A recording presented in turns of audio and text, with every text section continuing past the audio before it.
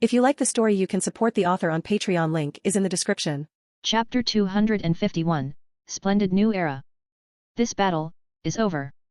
NIT is now unfurls the dawn of a splendid new era, shouted Lorien at the top of his lungs. And as his resonant proclamation echoed through the air, the silence that had shrouded the world was instantly swept away and replaced with cheers and roars full of joy and ecstasy. For the normal people, their joy was mostly because they understood that the good guy had won and that they could finally return to their normal lives. It's finally over. The world could finally go back to its normal state. As for Jujutsu sorcerers, it was mostly because they understood that a danger that had lurked in the shadows for thousands of years was finally eradicated. It never gets old, seeing curses die. It seems that we have witnessed history. Yet, as these groups of people were acting lively, there was actually a lot of anxiety, concern, and fear hidden underneath their false charades. After all, while they felt joy because of winning the battle, that was only because it meant that they were getting the lesser of two evils. It didn't mean that they became stupid and didn't realize that the world would never be the same from now on. It's just that with all things considered, they also understood that they couldn't do anything about it as it was something completely out of their control. This could be seen from the way some people just shook their heads seeing how some truly naive people were acting happy as if everything was truly over. Sigh, naive souls. However, this might be for the best. Though, I am worried about this silver-haired guy's plan. It's just that before anyone could fully enjoy themselves by celebrating or humor themselves by looking for answers, the scenes shown on the huge broadcasting screens suddenly changed as they started zooming out.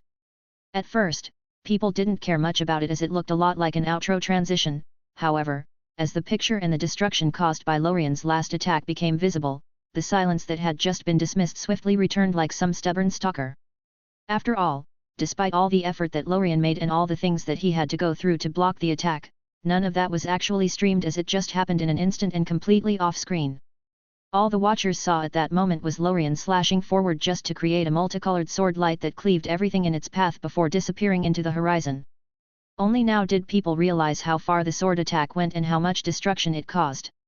It's still going. As the camera moved higher and higher into the atmosphere causing the entire north side of the planet to become fully visible, the full scale of the destruction caused was finally revealed. From Japan through the North American continent, and only ending at the Labrador Sea, that's how far the scar stretched. How is this possible? Utterly speechless, even the world leaders and the different countries' military and intelligence agencies that had just been scheming ways to get their hands on jujutsu sorcerers and supernatural powers had to stand down and shudder in fear. After all, this scale of destruction was beyond anything humans were capable of at this moment. It's just that before they could fully calm down and think deeply about the situation, the picture suddenly switched again, returning to Lorien, who seemed to be looking at them through the cold screens. Listen carefully, shouted Lorien out loud, his voice holding some sort of magical power that forced everyone to pay attention to his words. It's finally time. Taking a deep breath of fresh air and slowly organizing his thoughts, Lorien couldn't help but look deeply at the world authority hidden inside his body, which he had previously neglected. Why does it look like the Suniaster from NGNL? Does it simply follow my subconscious thoughts and change its appearance, or is it something else? However, just as his thoughts were about to wander once again, Lorien quickly shook his head, throwing the messy thoughts aside, and instead raised his right hand up and shouted out loud with all his might. Declaration. BZZZZZZZZZZZZZZ. The moment Lorien's words fell, the entire world seemed to vibrate as the world authority hidden inside his body suddenly appeared atop his head, transforming into a white and black dreamy crown. Today, I bear witness to a world cloaked in the shadows of oppression, where the countenance of humanity is clouded by the weight of misery and the relentless grip of a bitter reality. This is a world where towering walls of tyranny ascend, crushing dreams and raining darkness and greed in all hearts. For a decade, a century, a millennium, this narrative has etched itself into the annals of time, weaving a tale that seems destined to persist as long as the human spirit exists. And so, today, I don this crown, standing as a herald for the commencement of a new era. Cast off the shackles that bind you, strive for your freedom, wage war for your dominion, and battle for your hopes and dreams. It is here in this new era, in this Chao sphere where sorrow surrenders to the perpetual dance of freedom and dreams, echoes the eternal hymn of aspirations unbound. So, here are my covenants. Number 1, effective immediately, technology will be dedicated solely to the advancement of humanity, strictly excluded from any weaponization. Number 2, from this moment onward, seeds of the dream path will appear within individuals with predefined characteristics, oppressed, longing for freedom, pure of heart, etc. Number 3, the global landscape will be transformed as of today, the entire world will be divided and structured into city-sized domains. Number 4, with this new decree, any adept in the dream path system can ascend to the role of a city lord through a simple declaration if there are no challengers or by simply surpassing the current city lord in combat.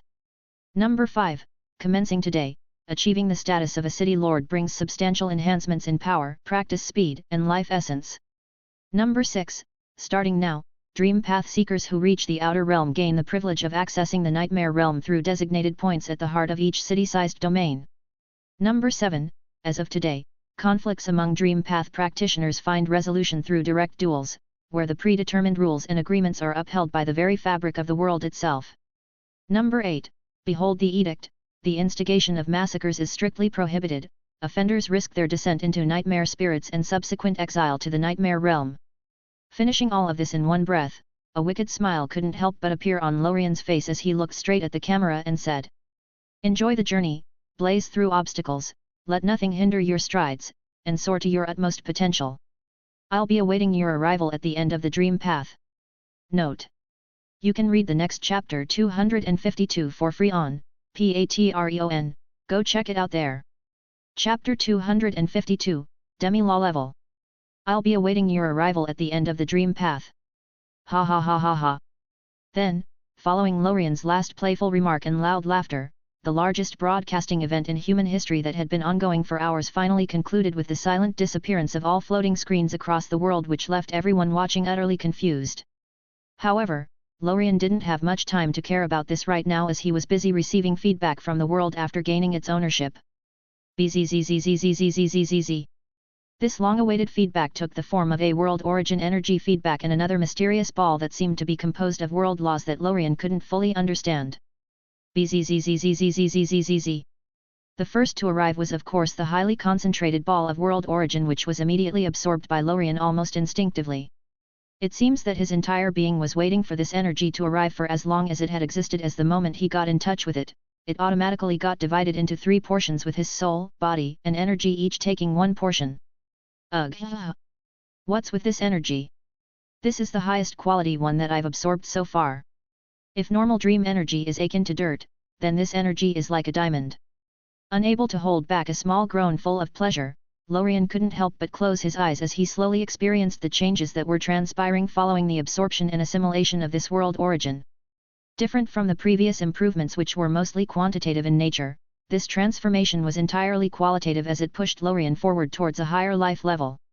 Be it his soul or body, they were quickly improving at an unbelievable rate. Even his source energy, which has never changed since its first appearance, started transforming qualitatively, making it look much more vibrant and concentrated. So this the world origin which caused wars to ensue across the infinite void. Thinking back to the long war in his home world, Lorien couldn't help but think back to the reason behind it. World origin, a transcendent type of energy absorbable by all things. If absorbed by a world, it improves it, and if absorbed by a person, it helps him evolve. Moreover, it is useful to all beings at all levels, be it a normal guy on the streets or an authority level being. Now I understand why they've been fighting for so long. After all, even such a small amount which was feedback to me by the world was enough to let me reach the demi-law level. Indeed, following the absorption of this small amount of world origin, Lorien could feel that he had truly taken a small step forward. Right now, a qualitative improvement has happened to his soul, body, and energy. Normally, such a form of improvement should have only been achieved at the moment when Lorien enters the law level. However, thanks to the world origin, it happened in advance, which gave him the chance to experience an additional transformation in the future. Right now, the only difference between Lorien and normal law level beings is their control over the laws of the world, which is something Lorien can somehow match right now by expanding his domain. It's just that considering that he hasn't truly reached that level, Lorien can only be considered a demi-law level right now. Tisk, this improvement is really great. My divine sense expanded from 5 km to 11 km. This means that my power more than doubled. This includes energy, physical, and soul power. Realizing the true scope of his improvement, Lorien couldn't help but turn his attention to the other ball as his eyes turned increasingly hot. The first feedback was energy. So, if my guess is correct, this one should be law. If so, then I should be able to instantly reach the law level by absorbing it. Thinking of this, Lorien couldn't hold back his excitement as he started breathing heavily. Maybe I can reach the law level today. Let's give it a try. Unable to hold back himself any longer, Lorien quickly extended his hand toward the remaining ball that had silently appeared in front of him. Bzzzzzzzzzzz.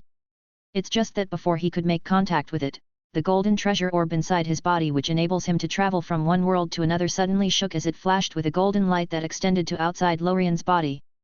This golden energy swiftly enveloped the world laws that were in front of its host before quickly disappearing before the latter could react. Hey! What's going on? Stopping dead in his tracks, Lorien moved his hand forward a couple of times just to catch nothing but air. Doing this while blinking comically, Lorien felt like a cold bucket of water was thrown right into his face as his excitement swiftly dwindled. Damn it, why did this orb wake up now? Feeling uncomfortable, Lorien couldn't help but grit his teeth as he looked at the golden orb inside his body. However, rather than feeling angry, all Lorien wanted was an explanation. It's just that before he could open his mouth to try and reason with this dead object, a voice suddenly echoed across time and space, and right into his ear. It's not time yet for you to absorb it, doing it now is nothing but a waste of resources, you should leave it until you reach the law level on your own. Hearing this voice, Lorien's eyes swiftly shrank in fright as he immediately realized who it was. You are? Yes, it's me. Getting a confirmation, Lorien immediately calmed down, knowing that it was most likely for his best. After all, ever since its first appearance, this being's impact on his life was completely positive. However, despite this, Lorien still wanted to understand the reason for this so as to increase his knowledge. May I ask why that is? There is a difference between reaching the law level on your own and forcefully reaching it through feedback. After all, you haven't improved your power system yet, have you? Additionally, this feedback is much more useful if you absorb it at the law level, as it'll help you quickly improve and save you thousands of years of solitary practice. Hearing this, Lorien couldn't fully understand what she was implying. However, he still nodded as he got the gist of it. I see. Alright then, I'm going. I've left the world law feedback sealed within the orb. This seal will be automatically removed the moment you reach the law level. Grow stronger, I'll be waiting for you. Note: you can read the next chapter 253 for free on Patreon, go check it out there. Chapter 253, Collapse of Order. Grow stronger, I'll be waiting for you. Echoed the woman's voice across the space before slowly fading away alongside the feeling of unfathomable suppression and power it brought. Only then did Lorien realize that there was something wrong with the way that time was acting around him, which caused his eyes to shrink in fright. This was time just frozen. Moreover, why did I only realize it after it resumed, not when it got stopped? Thinking of this, a chill couldn't help but run down Lorien's spine. Damn it, is the power gap that big, even though it is probably just some consciousness fragment she left? It seems that I still have a long way to go. Taking a deep breath, the prideful feelings and emotions caused by his rapid improvement were mercilessly extinguished, causing him to feel slightly depressed. At least let me enjoy the moment. Smiling bitterly, Lorien couldn't help but shake his head in annoyance. However, despite this, he still felt grateful to that being. Having someone powerful guide you is really good, that way, one can avoid missing opportunities and instead maximize them. Thinking about the bright side, Lorien quickly adapted, restoring his calmness as he then focused his attention on the World Authority. I gave the rules, it's time to truly set them. Moving his attention back to the main objective, Lorien then began using his newfound authority to manipulate and change the world's settings. First rule: Bzzzzzzzzz. Second rule: Bzzzzzzzzz. Third rule: Bzzzzzzzzz. With each parameter getting forcefully added to the world, reality itself shook as a consequence, buzzing and quaking, causing all those who are able to feel it to freeze in fright. The biggest of the quakes was of course caused by the merger of the nightmare realm with reality and truly turning it into a true side of the world instead of just a layer on top of it. This not only solved most if not all of the potential dangers, but also improved and optimized the conversion between negative energy born by negative emotions and dream/nightmare energy, pushing it to a whole new level. However, none of the people around the world cared about this right now, as they had much bigger issues to deal with. Is this guy serious? Does he have a problem with his brain? So this is what he has been planning all along. However, how will he achieve it? Damn it! It's over. This world is over. Ah ha ha ha, Anarchy. Finally. This boring world is finally over, ha ha ha. Mostly focusing on personal problems and the perceived consequences of what's to come, the reaction by normal people was quite varied, with some being ecstatic, some trembling in fear and anxiety, while others were in complete denial. It's just that different from the self-centered vision most people had, the leaders, politicians, and big businessmen had a much more uniform reaction as their faces turned pale in fright. Damn it! Guards, come here! Yelled the man sitting in the presidential chair in Washington, D.C. Having just survived a world-severing attack by pure luck, his emotions were quite unstable, and now with this frightening news being added, his state was getting closer and closer to the brink of collapse. Step. Step. Step. Hearing the call, the Presidential Secret Service at the door quickly entered and began scanning the place. However, by doing so, all they saw were the frightened faces of these politicians and no signs of danger. Sir. However, before the guard could finish asking for instructions, he was swiftly interrupted by the president, who yelled, "Use your gun and shoot at the wall." Hey! Confused, the guard hesitated for a moment, not knowing if he should listen to this order. However, this hesitation only lasted for a fraction of a second before swiftly getting overwhelmed by his sense of duty. Swish! Clink! Clink! Hey! Pulling the trigger a couple of times, the man looked confused, seeing that no bullet came out.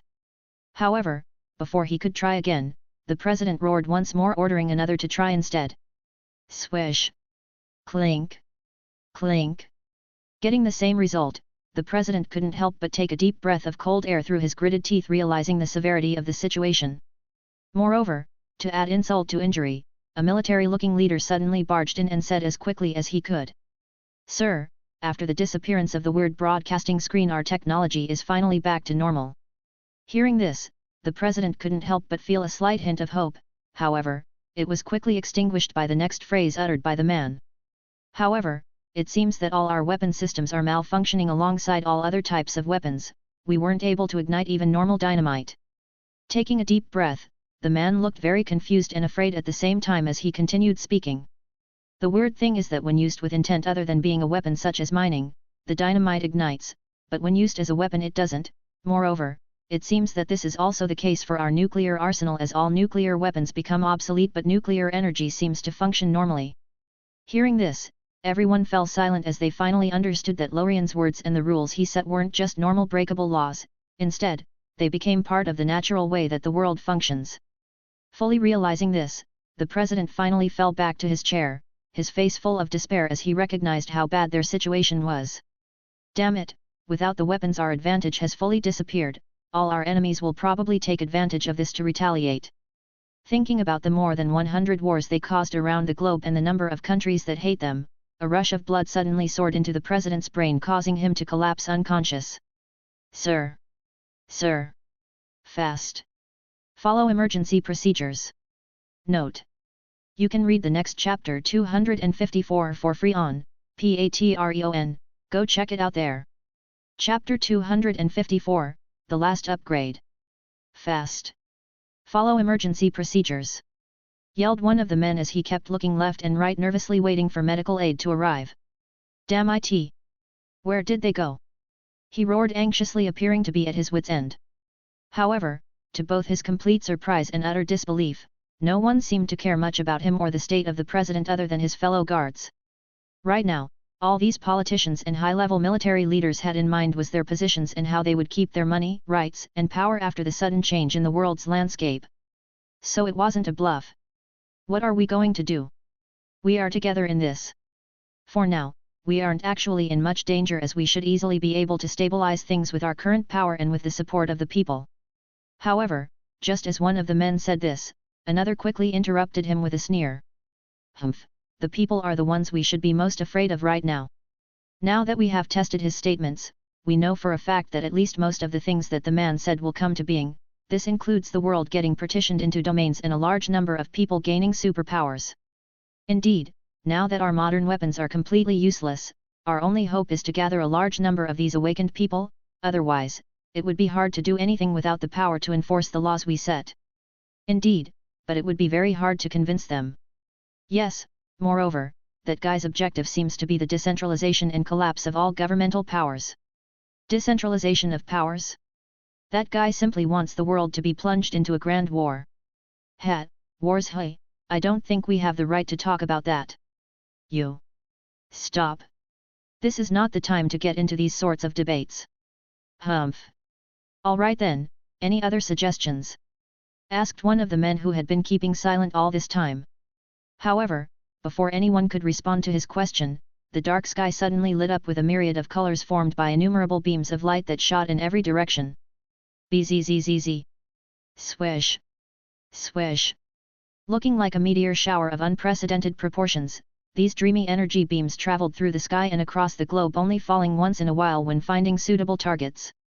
Moreover, to add more mystery to the scene, the hundreds of thousands of dream trees that were hidden in the void between dream and reality suddenly manifested from nothingness, each blooming with magnificent colors. Now that Lorien had finally gained the world authority, the existence of these dream trees has become obsolete. After all, he can now directly extract the dream energy he needs from the world without the need for an intermediary.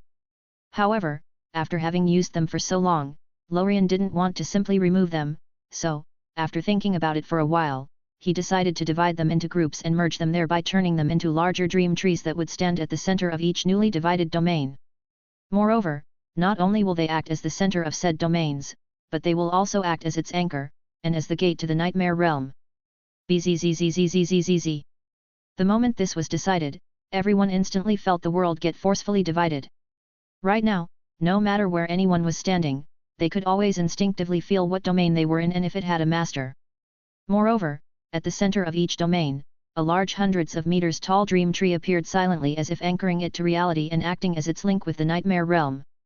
Finally, it's over. Achieving all of this, a smile finally couldn't help but grace Lorien's face as a sense of accomplishment welled up in his heart. Looking back at it, Lorien could vividly remember the day it all began. He clearly remembered how helpless and exhausted he felt, and how bleak his future seemed. Get a normal job, get a normal girlfriend, marry said girlfriend, get a couple of normal children, and have a hopefully normal death. Thinking back to it, and looking how far he's come, Lorien couldn't help but feel amazed. With the right opportunities, luck, and hard work, nothing seems impossible. This is the essence of dreams, it depends on how you look at it. If you see dreams as an impossibility, they'll only give you despair. However, if you look at them as a possibility, they'll provide you with endless hope. Thinking of this, Lorien couldn't help but smile happily as he looked at the void, gazing at the millions of new dream path takers. Ha ha ha ha ha. Alright then. Just as she guided me to a new path and gave me the opportunity to rise, then let me do the same to you. I hope that you don't waste my hard work. However, it's not like I don't have anything to gain from this. After all, as he closed his eyes, Lorien could feel the continuous feedback that he was receiving each passing moment from the new path takers. Compared to any previous feedback that he received, this one was of unprecedented speed and proportions. As normal as water or fire control, and as mysterious as luck, calamity, and disaster, the awakened ability basically covered all the world's aspects and abilities. Even Lorien himself was surprised at the weirdness of some of the awakened abilities. Ha ha ha ha, my guess was correct. With enough dream path takers and with the right circumstances, the realm within my body will eventually turn into a real world. Focusing his attention on the eternal dream realm, which acted as the core of his power system, the grin on Lorien's face couldn't help but grow wider as he felt it getting stronger and more perfect by the second. With all the different abilities that were being awakened, it felt as if all the missing pieces were finally gathered. All that was left now was just to organize and digest them. Moreover, the improvement he was getting from the feedback wasn't limited to this, as the more he received, the more his knowledge and perception of the world improved, giving him a further understanding of the core of power, thereby strengthening his foundation. At this rate, it'll take me a few months to fully digest them.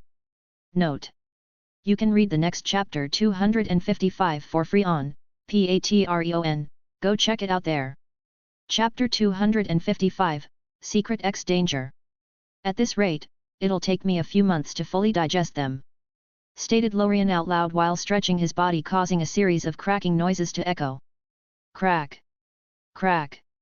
Crack. Groaning lightly, Lorien couldn't help but narrow his eyes, his nerves finally relaxing after being in a tense state for such a long time. I've finally finished what I came to do in this world, it's time to move to the next one. He muttered out loud, thinking about his next course of action. I wonder what the next world will be. He continued, a sense of excitement washing over him. Adventure, mystery, and uncovering the unknown had always been something Lorien loved doing, so instead of fearing said unknown, he reveled in it.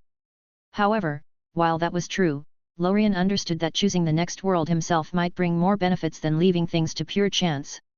As he pondered this, Lorien's mind couldn't help but drift to the many identical anime, manga, TV series, and movies that seemed to echo and reenact scenes from distant worlds. Moreover, despite the different settings and authors, these works of fiction remained remarkably consistent no matter how the other factors changed. Now that I think of it, it's really weird. Could there be a connection between them? He thought, his sixth sense unknowingly guiding him towards the right direction. If so, this might actually be a way to pinpoint the location of different worlds. Fueled by intense curiosity, Lorien couldn't help but redirect his attention to his world authority. Well, I've only used it to control the world rules, it seems that I haven't actually used it to take a look at the nothingness outside the world. Moreover, using the world's perspective to observe it might prove more useful than using my own. JJK, this is a very well-known world. If the reason behind these animes is the world itself, then I should be able to detect it with my authority. So, I might be able to unravel this mystery today. Coming to this conclusion, Lorien didn't waste any more time as he immediately sat down and began using his full power to mobilize the world authority. BZZZ. BZZZZ. BZZZZZZZZ. The moment Lorien began using this power to observe the nothingness outside the world, his vision abruptly darkened as he found himself in an all-familiar place. The eternal void of nothingness where even the basic concepts that form all worlds are non-existent, all one could see there were the innumerable stars shining brightly within it, each representing a different world. However, looking at this familiar void of nothingness from the world's perspective, Lorien suddenly noticed something that he wasn't able to previously perceive. In front of Lorien's shocked eyes, a cobweb of interconnected lines that seemed to fill the entire void suddenly manifested before him. These grey and semi-transparent lines seemed to be bidirectional, with some originating from the world itself while others seemed to originate from the furthest place of this unknowable void and were simply being observed and collected by the JJK world. Seeing this, Lorien's heart immediately began racing as he felt like he had touched for the first time one of the hidden secrets of the world. What are these lines? It looks as if they are linking every world together. However, some of them seem quite dangerous. Observing these lines closely, Lorien couldn't help but hesitate as he began thinking about the prospects of simply ignoring all of this and retreating. After all, while most of these lines seemed safe, there were a few lines that gave Lorien a very dangerous feeling. Just by looking at them, he knew that they weren't something he should touch right now. Should I go back empty-handed after reaching here? My sixth sense is telling me that this is something very important for my future path. Feeling disgruntled, Lorien wavered at the thought of risking his life just for some curiosity and for some potential possibly non-existent opportunity. However, after thinking about it a bit more, he finally decided to give it a try after glancing at the golden orb hidden within his body. If it's truly deadly, it'll stop me, I think. Finally making his decision, Lorien gritted his teeth before choosing one of the weaker and safer lines to touch. Here going nothing. Or everything for that matter. BZZZZZZZZZ. Swish. Touching this line with his divine sense, Lorien was instantly swarmed with a wave of information that almost overwhelmed his consciousness. Ugh. That's a lot of information. Feeling a powerful headache, Lorien couldn't help but narrow his eyes and furrow his brows. However, that state only lasted for a fraction of a second before he restored his full state and focused again on the new information he gathered. This information, while not as detailed, I already most of it. This information actually originated for a certain anime world called My Dress Up Darling. Ha ha ha ha ha. This is quite interesting. I now somewhat understand what these lines are and what their purpose is. These lines are simply information lines that spread the world's information to different worlds. As for its purpose, it should be mutual observation. For whatever reason, it seems that this act of observation stabilizes the world and helps strengthen it. This is also the reason why these anime and manga appear. The more people watch it, the more feedback the original world gets, and while this feedback might not be that big, considering the infinite number of worlds out there, quantity simply overwhelms quality here. Realizing this, Lorien's eyes shone brightly as he began thinking of ways to utilize this newfound knowledge. Tisk, this void of nothingness is much more complex than I had previously thought. However, it seems that there is something missing. Frowning lightly, Lorien turned his attention towards the information lines that previously gave him a very dangerous feeling. If these lines are simply information, then why do I feel like I'll probably die if I touch one of these? Note: you can read the next chapter 256 for free on Patreon, go check it out there. Chapter 256, Curiosity Killed the Cat. If these lines are simply information, then why do I feel like I'll probably die if I touch one of these? Feeling this intense sense of danger, Lorien immediately stepped back, moving his divine sense away from any information line he deemed a threat. However, out of curiosity, he still observed these lines from afar, trying to gather as much information as possible without actually touching any of them. Different from the other information lines, it seems that these ones hold true power in them. Are they higher quality information lines, or is it just some protection set up by the world of origin to safeguard its own information? Thinking about the many possibilities, Lorien couldn't help but feel greatly excited, knowing that these lines might hold some incredible secrets. It's just that as he was in a daze, his mind wandering between the different possibilities, Lorien didn't notice the looming danger that was getting ever so close. At this very moment, without him sensing anything, these dangerous information lines slowly began to radiate their information to the surroundings without anyone touching them. It seems that Lorien's observation from the side triggered some mechanism, causing eerie whispers that seemed to originate from the abyss to echo across the void of nothingness. A veil of obscurity, echoes of silence. Hey ha ha ha ha ha. The gates will soon open. The cemetery won't last long. There in the night, stars are now right. Eons have passed. Now then +/GQ/QGG. Prison walls EE5E8 plus -- plus. Ha ha ha ha, spread more. We will not be forgotten, for that is the end. +9 +9 +9 89 plus, APC_CE_CT*. Echoing in a bone-chilling manner, these muffled whispers that seemed to original from some old broken radio receiver finally reached Lorien, who still didn't realize what was happening. The moment this happened, Lorien instantly felt his consciousness get dragged uncontrollably into an abyss of darkness while also getting bombarded at the same time with innumerable twisted messages that wanted to consume and assimilate him. Realizing what was happening, Lorien immediately began using his power, which was still boosted by the World Authority, to resist this erosion. Damn it! Doing so, Lorien couldn't help but feel a bit regretful, as he knew that he might have bitten more than he could chew this time. Curiosity truly kills the cat. I should have withdrawn the moment I felt that something was wrong. However, while feeling regretful, Lorien didn't actually feel that afraid, despite not being able to resist, as he knew that his rescue would be there soon. It's just that while he knew that, it was still unknown if he could last until that happened with all the bombardment he was getting. Cough. Still sitting at the center of the broken battlefield, Lorien's body started to uncontrollably spasm as blood started dripping out of his orifices. Mouth, nose, eyes, and ears. At this very moment, Lorien's entire head area was under pressure. Bzzz. Swish. However, thankfully for him, it appears that the golden orb within his body, and more precisely Moira, finally reacted. What did this guy do? She thought, feeling slightly afraid. Did he actually touch these things? Damn it! Does he want to die? Gritting her teeth, Moira immediately unfolded her power at full capacity, forcefully breaking the state that Lorien was in. Then, with her power still in full effect, the power of time washed over Lorien's body, instantly restoring him to full health. Following this, she then raised her hand and smacked down Lorien's consciousness, swiftly launching his consciousness back into his body. Swish! Boom! Despite the immaterial state of his consciousness, it seems that Moira's smack transcended this limit, causing a pit to appear under Lorien's body as a consequence. It's just that even after doing all of this, it seems that Moira was still angry, as she immediately began berating Lorien. Do you want to die? If so, don't drag me with you. Hey! Still dazed by his weird experience, Lorien, who heard the sudden voice, felt slightly confused. This voice, it's her. She indeed saved me. However, what does she mean by dragging her with me? Are these pieces of information dangerous even to her? Scratching his head in confusion, all Lorien could do was smile bitterly and accept this reprimand, as it was indeed his fault.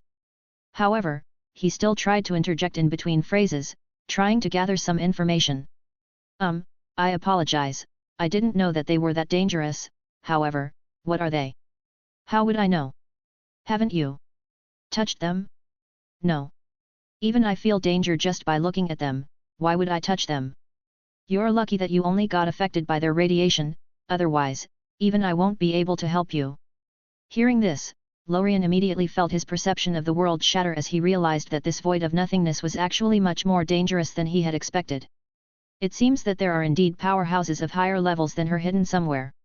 As powerful as she is, she might not actually be part of the first echelon of nothingness. Frowning slightly, Lorien couldn't help but think back to his previous experience, causing a chill to run down his spine. Damn it, I got too comfortable. I have to be more careful in the future. However, it wasn't without gain, as I still got some important information from that radiation. The bigger the danger, the bigger the opportunity. Thinking about the information he just gathered, Lorien slowly turned his attention back to the golden orb and said, "Well, I don't know how useful the information that I got this time is, however, after digesting some of the information that I got bombarded by, I can now say for sure that these information lines don't originate from certain worlds. Instead, each of these weird and dangerous information lines has some powerful being behind it as the origin." Hey! Hearing this sudden statement, Moira, who was about to continue her scolding, immediately stopped, her eyes widening in shock. "Are you sure?" "Yes. Could this be the way to reach higher levels?" Thinking about this possibility, Moira immediately fell silent before swiftly deciding to end the subject here. "I am going, don't do such a dangerous thing again." "Alright." Note: you can read the next chapter 257 for free on Patreon, go check it out there. Chapter 257, Minor Information Manipulation. Alright. Bzzzzzzzzzzzzz. Swish. At that very moment in which Lorien's verbal agreement was uttered, he immediately felt the world in front of him shake uncontrollably for a fraction of a second before returning to its normal state. Only then did Lorien realize that it wasn't only his time that was affected by Moira's power but also the world's entire time.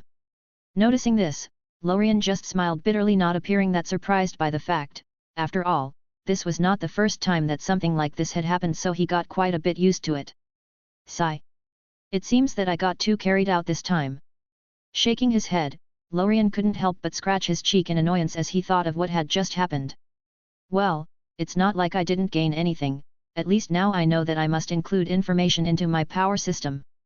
However, this now gives me two problems. The first is how to get the power to manipulate information, and the second is how to implement it correctly into the power system. Thinking of this, Lorien immediately began racking his brain trying to think of solutions. Information, information, information. Ugh, what a pain in the ass. However, just as Lorien was about to give up and leave the problem to his future self, he suddenly remembered a side character that he had previously overlooked. Yes. That granny called Ogami who got slapped to death by Toji in the original timeline. If I recall things correctly, her ability allows her to summon the body or soul information from a deceased person using their corpse, which allows her to then shapeshift herself or a willing participant into that person. Looking at things from a different perspective, this ability is actually based on information copying and pasting. What she's doing isn't actually summoning the real soul or body, but just a copy of their information. All in all, this could actually be seen as very slight information manipulation, so if I were to use the dream path to evolve it many times, it should be enough. The more Lorien thought of it, the more feasible his idea became, so without any hesitation, he immediately restored his connection with the world's authority and began looking for her. Where is she? Where is she? Using his authority, Lorien immediately accessed the world's database, allowing him to swiftly locate her. Oh, here she is. It seems that seeing how messy Shibuya got, she decided to not join the mess and just remained hidden. Well, this saves me a lot of trouble. Swish. Instantly teleporting to her side, Lorien ignored the startled looks of her and her adopted grandchildren as he swiftly knocked everyone out using his power. You. Who are why? Reality, lose consciousness. Bzzz. Puff. Puff. Puff. Looking at the few bodies that fell on the group, Lorien waved his hand, reducing everyone but the Ogami into dust. The reason and cause doesn't matter. These guys kept doing all kinds of evil stuff for their pleasure, so this is payback. Finishing this, Lorien then turned his attention back to his main target. It seems that the security protocol that I mean is working properly, as evil people like her weren't allowed to join the dream path. Well, this doesn't matter now. Let's get to business. Raising his hand, a shining dream path seed abruptly appeared on top of it, which Lorien then immediately sent into Ogami's body. Swish! Doing this, Lorien then began to forcefully intervene in Ogami's curse technique evolution as he guided it to the direction he was seeking. Otherwise, he would probably punch himself in the face if her CT evolved into something like the reanimation jutsu in Naruto. Usually, Lorien wouldn't do such a thing, as he wanted the evolved abilities to be perfectly suited for each individual while also following the way of natural evolution. After all, only abilities that are evolved in such a manner allow their user to reach higher levels and maximize their potential. However, right now, Lorien doesn't care much about Ogami, as he is only using her as an intermediate to get the ability he wants. Bzzz. Bzzz. And thankfully enough, it seems that Lorien's efforts didn't go to waste, as following a long torturous process and a lot of dream and source energy expenditure, the evolution of Ogami's CT was finally over, which gave birth to a brand new ability called Minor Information Manipulation. Bzzz. Feeling the instant feedback and the new ability he also received, Lorien couldn't help but freeze in place as he sensed some sort of mysterious change occur to his eternal dream realm. However, weirdly enough, even after looking hard for the source, Lorien couldn't tell the source of this change. Tisk, tisk, tisk. It seems that my guess was right. However, it's a pity that this minor information manipulation is still quite undeveloped. Right now, I can only use it to scan people's information, slightly alter it, and finally copy and paste it. It's just that despite how useful this may sound, I can actually do most of this using my reality warping power. So, if I want to use this new ability to further enhance my power system and to create a path to a higher level, I'll first have to plan things out slowly and develop this ability to a much greater level. Thinking of this, Lorien immediately felt relaxed, as he knew that he had already done all he could for now and that he couldn't rush the next phase. So, after giving the unconscious granny one last look, he waved his hand, causing her to disappear into a puff of black ashes, thereby meeting the same end as her grandchildren. Well, it's time to go back. I have to get some things done, organize the world a bit, and meet Yuki and the others before leaving. Sigh. What a pain in the ass. Swish. Note. You can read the next chapter 258 for free on Patreon, go check it out there. Chapter 258, Anarchy, v3. End. Time, an unstoppable force, sweeps through the world with an irrefutable impact, shaping and molding everything in its passage. At times, the changes are significant, and at other times, they are subtle. Years and decades might hold little significance, while certain moments wield immeasurable impact. Such was the case for the past few months. The world has experienced the most significant changes and impacts in human history. These months marked the beginning of the true era of opportunities and the complete destruction of all social hierarchies. In this era, gaining superpowers has become the primary goal for everyone, as it equates to having all the world has to offer. Led and orchestrated by Lorien from afar, the emergence of superpowers worldwide triggered swift conflicts for territory and dominion. These battles inevitably resulted in the downfall of all government bodies, with dream path walkers seizing control of the different established domains. Even nations such as Japan and Tunisia, which were backed by Lorien, faced similar fates. After all, witnessing these changes, the former Jujutsu HQs were forced to alter their strategies, opting to assume control of the countries to quell any emerging chaos. However, with the Zenin family's destruction and the numerous ensuing battles for either vengeance or greed, Japan's Jujutsu HQ underwent a complete personnel overhaul, further intensifying the tumultuous shift. So, given all these circumstances, the only nation that navigated this upheaval calmly was Tunisia, as it had Lorien as the leader of the Jujutsu HQ, causing any and all greed or dubious notions to be nipped in the buds. But even then there had to be battles for control over the domains. After all, Lorien simply didn't want to intervene in such matters. It's just that as chaotic as all of this sounds, these changes didn't actually affect normal people much. This is mainly because following the launch of the Dream Path, Lorien immediately began using his power to automatize the production of food, grain, and water, while also forcing all battles and conflicts to separate spaces or to the Nightmare Realm. This ensured that, regardless of the conflicts among Dream Path takers, ordinary people could patiently await the outcomes in relative security. Although not a flawless solution, it did minimize casualties and chaos among the general populace caused by battles for domain dominion. Ugh! But it seems that I have underestimated the malice in the human heart. Sitting atop one of the skyscrapers in Tokyo, Lorien couldn't help but look sadly at the people fighting below. It seems that even if I have provided the people with all the food and water they need, they still fight. With the collapse of governmental rules, the hidden malice in the human heart emerges from the shadows. But thankfully, it appears that humanity isn't hopeless yet.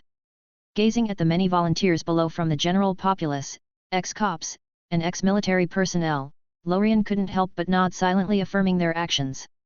Faced with the sudden collapse of the government and the complete anarchy that ensued, these people stood up to protect those around them, acting as makeshift cops. While not perfect, their actions have brought very precious time for those around them. Enough time for the shift in authority to be completed. Using his power to scan the world, Lorien could instantly tell that all the empty domains now have a master. So, all that's left now is for these dream path takers who stood up from the crowd to take control and set the rules and new social orders. After all, even though there were some attempts from other dream path takers to do this before gaining control of the domains, these tries have ultimately faced failure as they lacked the necessary legitimacy. As for the possibility of these dream path takers to instead spread chaos and anarchy, that's completely impossible, as one of the requirements to awaken and join the dream path is to be good-hearted and kind. Such kindness could also be seen in the fact that despite the many battles, there weren't actually many deaths. Tisk, I just hope that those guys aren't too kind-hearted. If it weren't for me influencing them somehow, I doubt that they might have just ignored the domains and not fought. Sigh. Everything has its advantages and limits, it seems. But this is still much better than doing everything myself. It's better to let the people govern themselves than me forcefully controlling everything and then just leaving. It's really exciting, the future of this world. Smiling happily, Lorien's eyes couldn't help but narrow as he thought of the many possibilities. However, it's to leave. I've stayed here longer than I had previously planned. And while I did stay productive in this period of time, absorbing dream energy whenever I could, things quickly became boring. Indeed, while managing the universal shift across the world, Lorien still managed to have time to absorb dream energy and pass the time with Yuki and his friends. This attitude together with the near-infinite amount of dream energy allowed Lorien to increase his physical and soul strength to a higher level, thereby increasing his divine sense range to 14 kilometers. Self-improvement still provides the best pleasure. Shaking his head, Lorien eventually decided to set aside these thoughts as he stood up and glanced at the two women beside him. It's time for me to leave. I'll leave the world management to you. Why don't you stay longer? It's not like there is anything hunting you, said Yuki, who had been standing silently next to Lorien. Why don't you come with me? It's not like there is anything here keeping you, replied Lorien with a bit of sarcasm in his voice. Hearing this, Maki, who was currently leaning against the wall, couldn't help but chuckle. She had already witnessed the two bicker about this countless times in the past few months, and it never got old. Lorien wants Yuki and her to go traveling with him, while both of them want to stay in this world to finally rest and to make sure that everything goes according to plan. So, this subject has always remained something that would always spring up in their talks. Seeing this, Lorien just shrugged his shoulders and decided to just skip this subject, as he knew that it would get him nowhere. So, not wasting any more time, Lorien raised his hand and began using his world authority, granting the two women in front of him some moderation power so they could manage the world when he was away. Doing so, Lorien turned his head toward the sky, giving this world one last look before waving his hand and disappearing, only leaving behind a single phrase. Take care of yourselves, I'll be back soon. These were the only words Lorien wanted to convey at this moment. After all, he had already expressed everything that needed to be said in the past few months. But unlike him, it appeared that the two women had more to say as they just opened their mouths and closed them in hesitation, the weight of unspoken words evident in the air. It's just that finally, what escaped their mouths was a collective, helpless, carrying with it a myriad of unexpressed thoughts. Sigh. Volume 3 End. Note. The third volume has finally ended. Thanks to everyone who kept reading until now, I am truly thankful. Note. You can read the next chapter 259 for free on Patreon, go check it out there. Chapter 259, Different Nothingness. Eternal, infinite, and all-encompassing darkness that stretches beyond comprehension, this is the unchanging theme of nothingness. No matter how long Lorien ventured away from it, traveling from one to the other, it remained completely unchanged. There, within the eternal silence, the very fabric of reality seemed to unravel, rendering concepts such as time, space, and the elements nearly invalid. Yet, from within this scalp-numbing darkness, pinpricks of light seemed to pierce through the abyss, offering a fleeting respite from the suffocating environment. To Lorien's knowledge, each of these pinpricks of light that looked like distant gleaming stars represented a different world waiting to be explored. For him, these stars felt like the gateway to a completely uncharted territory brimming with new possibilities, and filled with unknown mysteries. However, just then, next to a certain world protected by a multicolored crystal wall, an abrupt flash of golden light appeared, followed by the emergence of a small golden ball. Compared to the towering crystal barrier next to it, the golden barrier in which Lorien stood, ready to begin his journey, looked incredibly tiny. Finally, back to this place, I kinda missed it.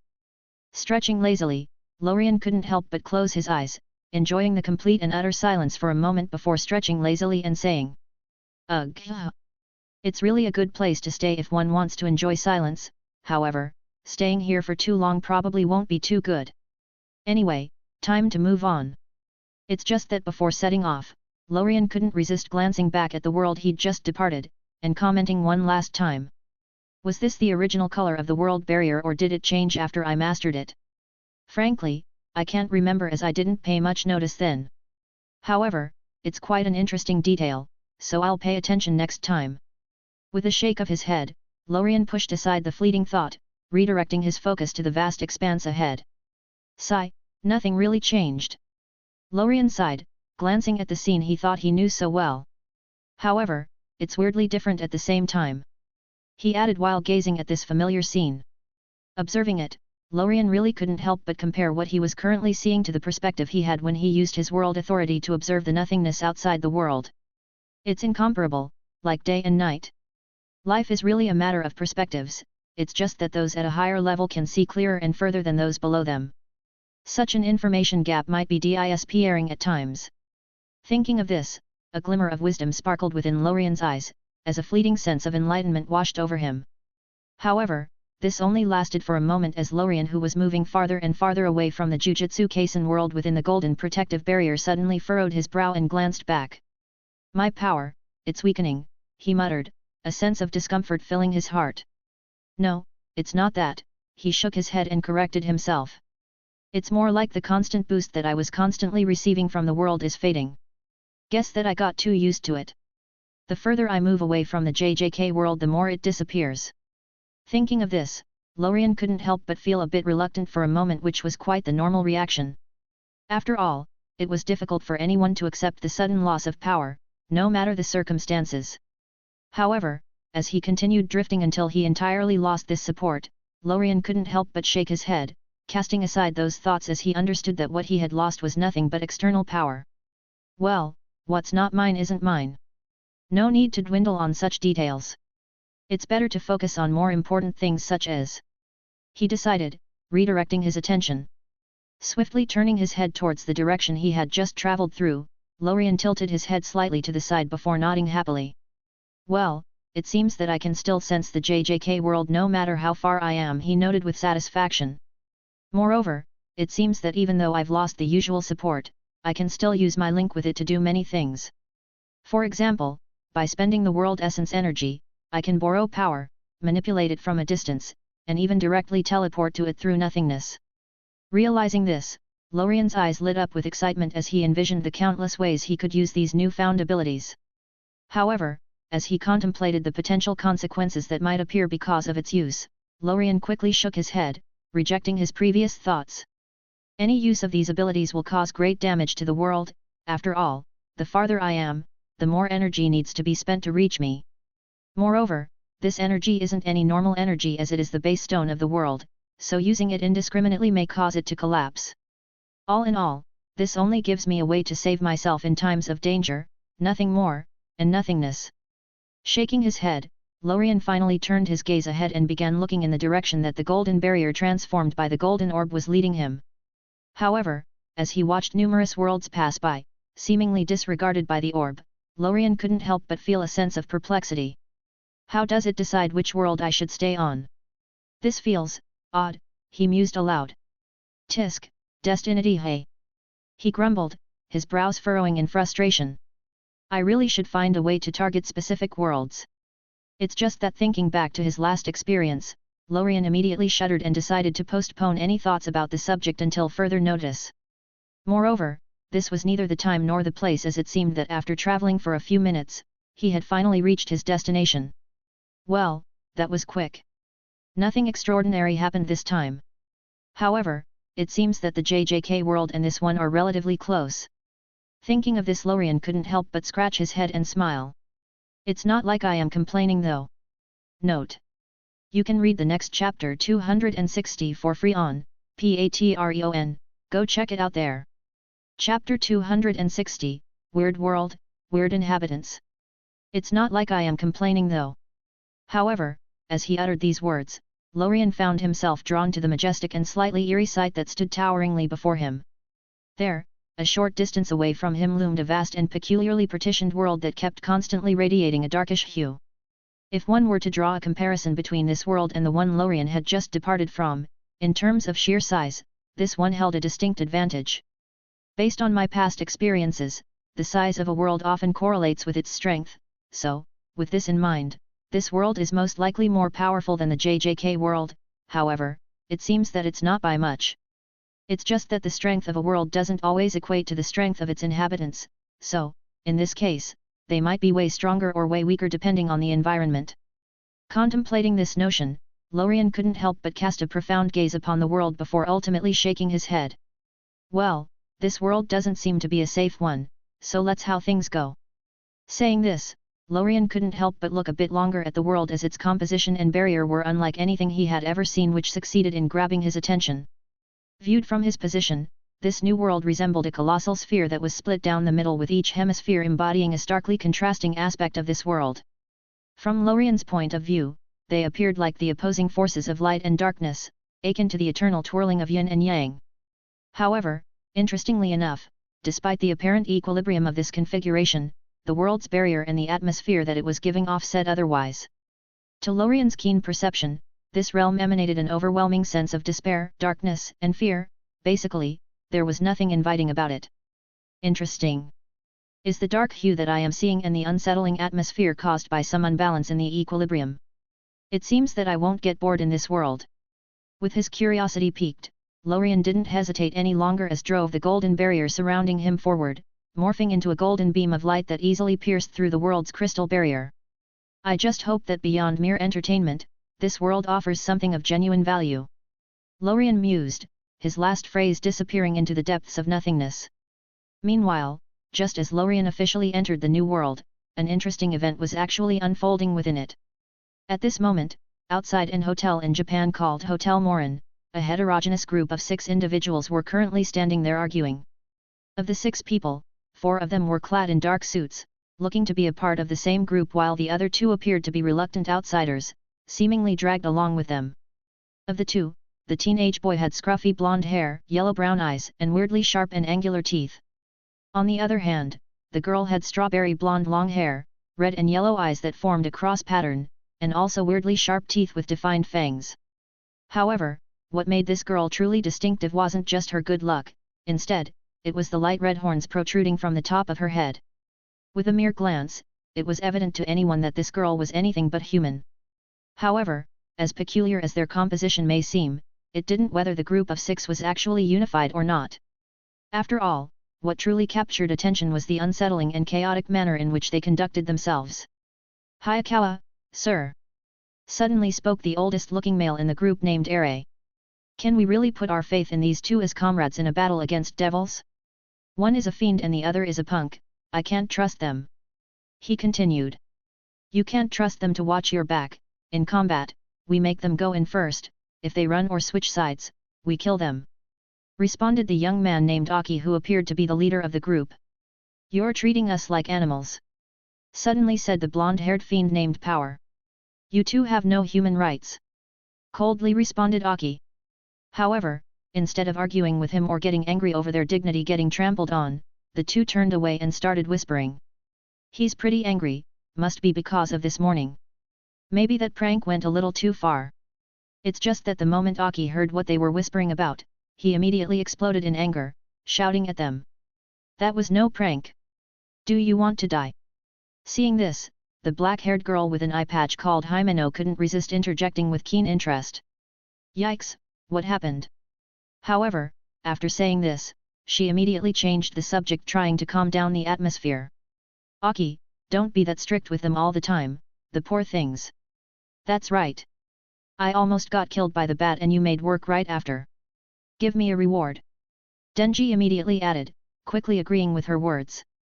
However, upon hearing this, Himeno's eyes began swirling as if thinking of something before responding cheerfully. Oh. Okay. I'll do something for you. Whoever kills this devil, guess what? Gets a kiss on the cheek from me. Upon hearing this, Aki remained calm, completely unfazed by the reward. This was in clear contrast to the two other boys in the group, who quickly started panicking. No. You can't do such things. An unmarried maiden doing something as so obscene, shouted Ere. What? But having a reward is very motivating, right? She responded. It's just that contrary to her expectations, Denji, who was the most horny member of the group, also refused. I don't need a kiss either, it's fine, I'm motivated. Saying this, Denji's eyes blurred slightly as if remembering some past events. I've already decided who my first kiss will be. And for her, I'll gather flesh pieces or whatever else I need to do. I'm not kissing anyone until I kill the gun devil. He continued. It's just that after such a passionate speech, Denji's resolute attitude was swiftly shattered by Himeno, who leaned close to his ear and launched a powerful counter-attack. Oh? Then Denji, if you kill this devil, I'll give you a kiss with tongue. Note. You can read the next chapter 261 for free on Patreon, go check it out there. Chapter 261, Confusing Situation. A few moments later. Following Himeno's shocking declaration, the group could be seen rushing through the hallways of the hotel, clearing it room by room with Denji taking the lead. Hey! Slow down! Going alone is dangerous! Shouted Ere as he hurriedly followed Denji's lead. Stop! Ere continued to shout, attempting to obstruct Denji and prevent him from claiming the agreed-upon prize. Meanwhile, just as the two were rushing ahead, the rest of the group followed at a slower pace, with Himeno watching their reaction in amusement while commenting. Nothing's more fun than messing with boys. It's just that such a sentiment wasn't shared by the rest of the group, as each of the remaining 3 members was preoccupied with their own thoughts. Kobani, for instance, behaved like the scaredy cat she was, hugging herself in an attempt to reduce her presence while timidly looking around. What do I do? What do I do? She fretted. However, in response, Power, who was to her right, completely ignored her as she weirdly declared in a bored tone. I want to drink blood. It's just that as this group of 4 continued to move slowly, the 2 ahead of them moved quicker and quicker, with Denji effectively running in front and Eri running right behind him. It's dangerous. Stop! Eri shouted one last time before finally deciding to use physical means to halt Denji's progress. So, with great determination, he suddenly pushed Denji against the wall, preventing him from moving, as he spoke passionately. Miss Himeno has been training me for 6 months, I can't let some random punk steal those lips. So I'm taking that cheek kiss. Fuck off. I don't need some dude getting up close and personal. Gross. Why you fuck you? However, as the 2 of them continued to fight, their momentary pause provided the group who had been moving slowly behind them the opportunity to finally catch up. Moreover, after they did so, they even paused to watch and wait for the altercation to end. It's just that as the 4 observed the confrontation for a moment, Power and Kobani dashed forward to get a closer look, eager to fan the flames of the conflict. This, of course, left Himeno and Aki, who appeared to be the only ones who were somewhat reliable within the group, on their own. Himeno, do you think the new recruits can be useful? Suddenly asked Aki, not sure about how useful the new members are. Eri isn't much in terms of power but makes up for it in motivation. Kobani is very introverted but is quite capable. Aki, do you think these 4 can survive? No matter whether I think they are strong or not, within a year, everyone either dies or goes private. That doesn't answer my question though. Not wanting to talk anymore, Aki decisively moved forward, interrupting the battle and leading the group to continue advancing through the hallways, following the guidance of the Gun Devil's fragment. But anyways, I don't see any devils here, can we really trust that flesh piece you have? Questioned Denji, not appearing that convinced. It's just that before anyone could answer, Himeno, who was currently in the front, suddenly stopped and said, Aki, it's coming. Then, as if on cue, one of the doors to the right suddenly swung open, revealing a bizarre sight. From there, a head strangely attached to one foot and one hand slowly emerged and stood before them, wearing a wide and sinister grin. He. Swish. Not waiting for anyone to react, the strange devil swiftly lunged toward Kobani as he sensed her intense fear and anxiety. However, before he could reach his target, Himeno acted swiftly, raising her hand and employing her ghost devil's ability to intercept the devil mid-air, catching it before it could harm Kobani. Got it. This, of course, surprised Denji, who had never seen such a thing before, as he couldn't help but comment. It stopped mid-air. It's just that before he or anyone else from the group could react, Power suddenly rushed forward, manipulating her blood into an axe, and swiftly cleaved the devil in half, right down the middle. You filthy devil! You froze mid-air in terror of me. She laughed while pointing her axe at the devil's remains. No. No. That was my power. Interrupted Himeno before proceeding to explain her ability under Power's confused gaze. How about it, Aki? Did you find a piece of the gun, bastard? She continued, looking quite relaxed. No strong reaction, it's not this one. I see, then let's go up a floor. All right.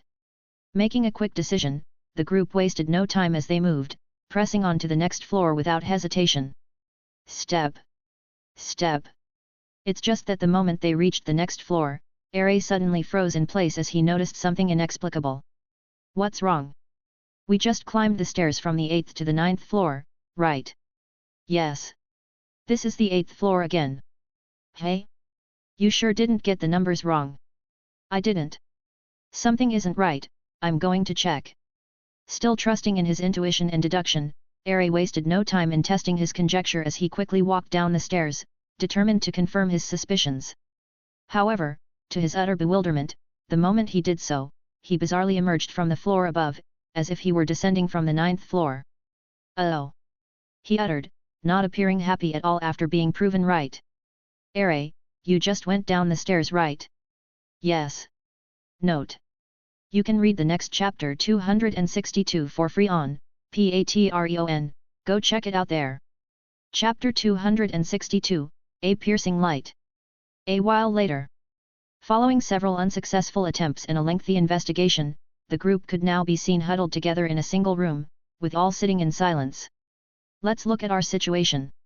Aki suddenly spoke, breaking the silence. Likely due to the devil's ability, whether we go up or down the stairs, we end up on the 8th floor again. Moreover, we can't use the elevator for some reason, we also can't get out through the windows in the rooms, going through the ceiling also leads to the 8th floor. Spoke Aki. It's probably because Power killed the devil just now, it died with its ability to lock everyone inactivated. Denji suddenly interjected. You said to kill it. Swiftly retorted Power. Did not. When a devil dies, its abilities are deactivated, so it can't be that. Aki, how is the flesh piece of the gun devil reaction? Himeno inquired. Well, it stopped reacting entirely. So it used that small devil to lure us into a trap. I've never seen a devil act in such a roundabout way. But, if we stay trapped in here long enough, other devil hunters will come to our aid. And we'll need to pray they don't get trapped just like us. Aki, thinking about something. The clock, it's been stuck at 8:18 the whole time, the clocks in all rooms are also stuck at the same time, it's possible that a devil's ability has stopped time on this floor. If that's the case, then no help is likely to come. Awesome. We can sleep all we want. Suddenly said Denji, acting completely oblivious to the situation. How stupid are you? We might be stuck in here forever. We might, or we might not, wake me up when you find out. These were the last words Denji uttered before he laid his head on the pillow and fell asleep, completely ignoring his surroundings. Witnessing this, the group couldn't help but look at him in shock for a moment, unsure of how to react. He's out. Indeed, this was a testament to how insane many of this world's inhabitants were, their thought processes were simply beyond the comprehension of normal human beings. It's just that despite such craziness, there were still a few normal people around to at least study the situation and get a better hold of it. One of these sane individuals was Himeno, who finally decided to wake Denji up after a couple of hours had passed to update him. Denji! Wake up already! What? Did we escape already? Replied Denji, who was still groggy from his long nap. Unfortunately, not yet, however, we did find out that we are running out of food and electricity, and we found some food that the guests left when they fled the hotel. Saying this, Himeno's voice slowed down, appearing a bit helpless as she continued. But really, we're all close to our wits' ends. Aki keeps looking for the Devi. Eri was helping Aki at the beginning, but now he's succumbed to fear and is holed up in one of the rooms. Kobani went a little crazy and tried to drink water from a toilet, so I knocked her out. As for the fiend girl. Hey? How is Power doing? It's just that before Himeno could answer, Power, who was a huge representative of the slightly insane group, suddenly popped up and began talking in complete and utter excitement. I was bored, so I came up with a Nobel Prize. If I create a new Nobel Prize, humans are going to prostrate themselves before me, then, I'll use that situation to become the new Prime Minister. After all, I wish to see human suffering, so I'll start by raising sales tax rate to 100%. Hearing this, it only took Denji one more glance before declaring. She seems normal to me. Yet. However, just as they were chatting, Aki suddenly returned with some bad news. I have bad news, we killed a devil, right? The one I killed. Quickly replied Power. It's growing bigger. What? Hearing the sudden news, the remaining group of 4 who were still functional quickly rushed out of the room to check on the situation. It's just that the moment they did so, the devil that looked like a chaotic pile of flesh composed of an infinite number of human remains just happened to break down a couple of doors and rush through the hallway. I'm sure I killed it. Muttered Power. I've never seen such a shape. What devil is this? Questioned Himeno. However, not caring about such inquiries and questions, the devil suddenly opened its many mouths and spoke simultaneously through them. Humans. Hear me, humans, foolish humans, I wish to negotiate a contract. It talks. A contract? Let me eat the human you call Denji. I don't mind if he's dead, let me eat him. If you do so, I shall let all the devil hunters exit unharmed. Stated the devil before shouting loudly. Make the contract. The moment these words were spoken, and while it didn't change the thoughts of the remaining 4, it still affected the 2 who were having a mental breakdown because of the situation. So, without waiting for anyone to react, Kobani suddenly opened her room door and rushed through it towards Denji, trying to slash him down with her kitchen knife. It's just that before she could reach him, Aki quickly moved, sending a high kick in her way, swiftly knocking the knife off her hand. This was then followed by a powerful elbow to her stomach by Himeno, effectively incapacitating her. Ag. Witnessing this, the devil burst into raucous laughter which sounded like it originated from the depths of hell, thoroughly amused by the unfolding scene. Ha ha ha. Ha ha ha ha. Such a reaction immediately irked the devil hunters, who swiftly attacked it using a variety of methods. It's just that to their dismay, their attacks were completely useless, as they only resulted in the devil growing bigger and mocking them. It's no use. This is not my actual body. My heart isn't here. This is the inside of my belly. My weak point isn't on this floor. Taunting them, the devil then quickly began tempting them to make a contract with him. The only way to get out alive is to make the contract. Humph, it's not like you'll let them out after you kill me. Responded Denji. However, his answer was quickly rebuked by Himeno, who explained. You're wrong, it's saying contract, and when a devil uses this word, that holds great power. If one side upholds their end, the other side is also forced to. What happens if they don't? They die. Hearing this, Eri, who had been hiding in one of the rooms, suddenly walked out and said.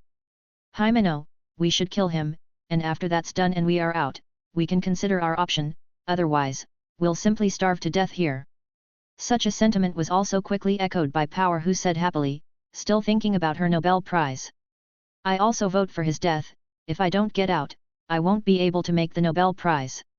It's just that at this moment, and right when the trend seemed to be set, Aki suddenly spoke, effectively putting an end to it. The devil wants to kill Denji, that means Denji's death would be to the devil's advantage, so we can't agree to it. I'm with Aki then. Himeno quickly added. With this, their disagreement effectively placed the vote with 3 voting for Denji's death and 2 against it. However, thankfully for the blonde boy, these votes meant nothing, as the decision-making powers were in the hands of Aki and Himeno.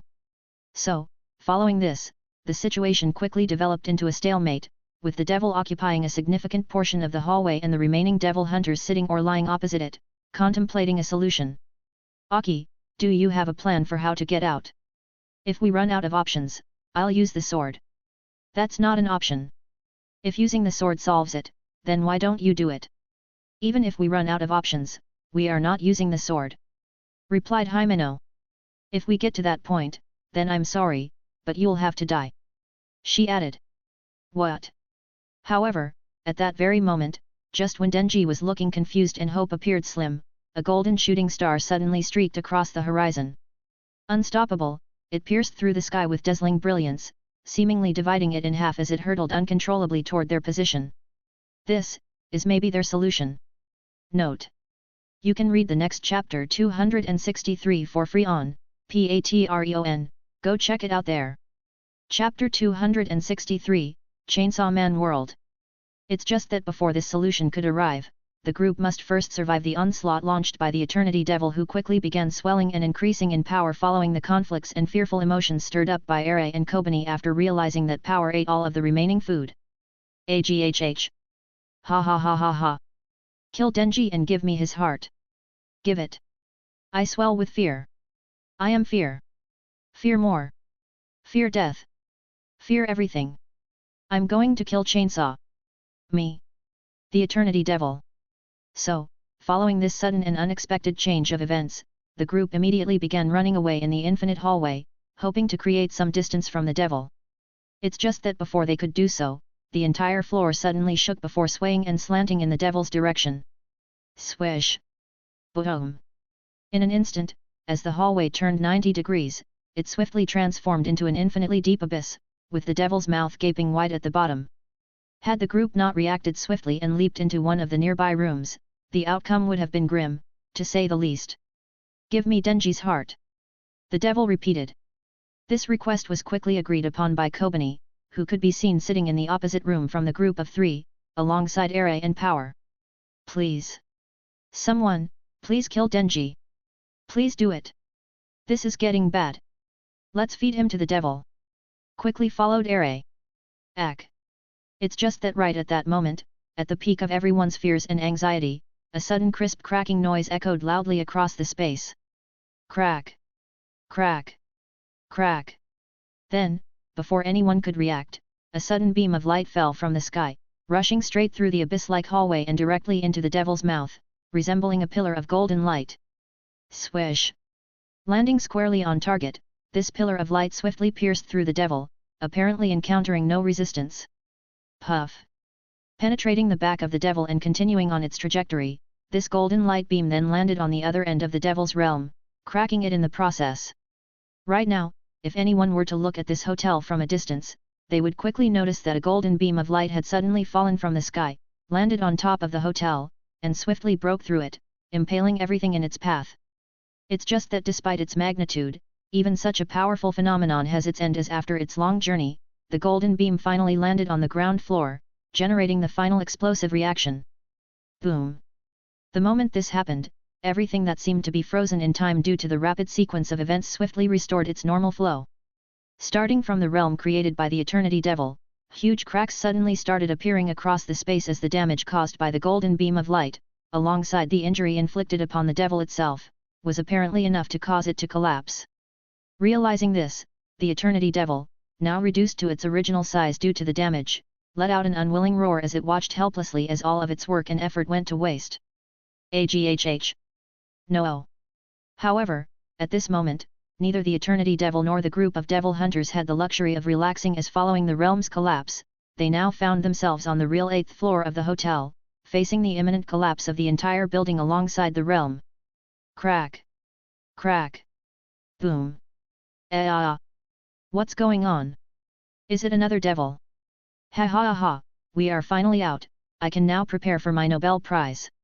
Shut up, this isn't time for that.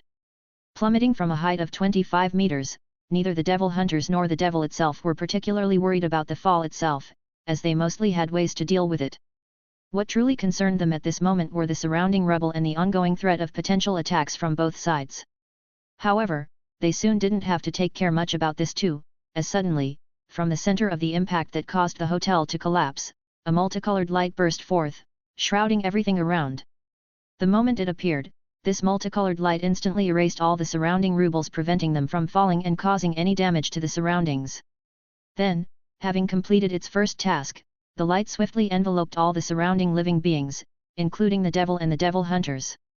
However, it seemed that the effects of the shroud were different from one being to another, as while it had a protective effect on the normal humans and devil hunters, the sphere had an entirely different effect on the Eternity Devil, as it sealed it within, preventing it from moving or using any of its powers.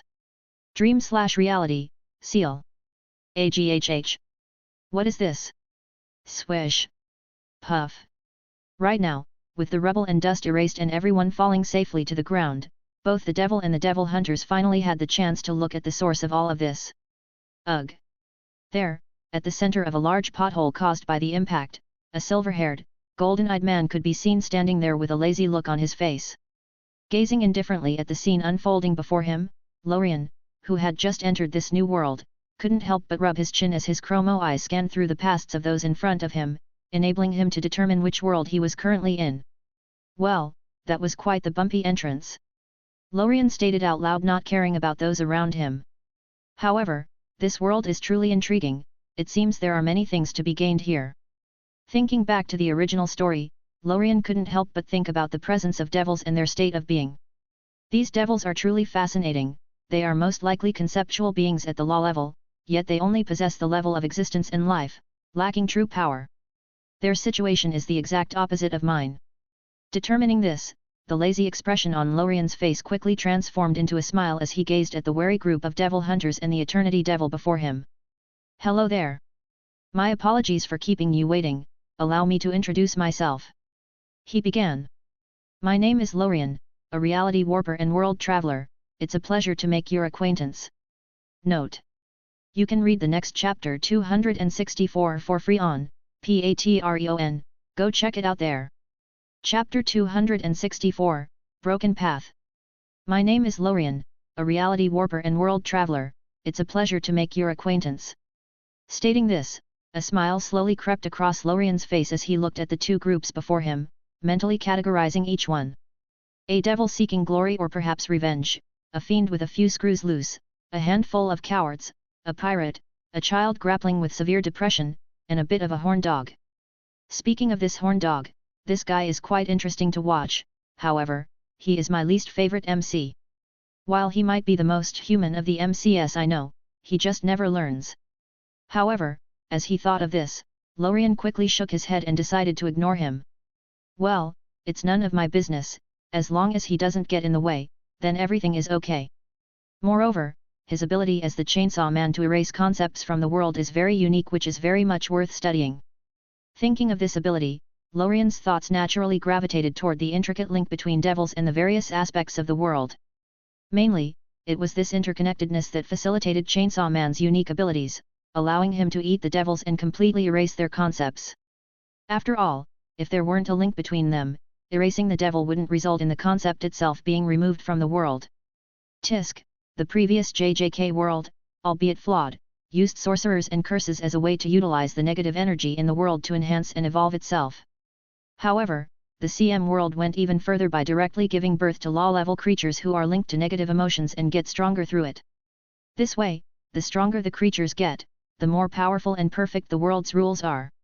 Moreover, because there is no direct absorption of negative energy, there is basically no risk of the world getting affected by it. Additionally, it seems that the devil's power is only limited to fear felt in the present moment and is not cumulative, which also prevents the devils from becoming infinitely stronger and affecting the world in turn. There is also the somewhat good-natured devil that acts as the world's security switch and is used to erase factors that are too damaging to the world.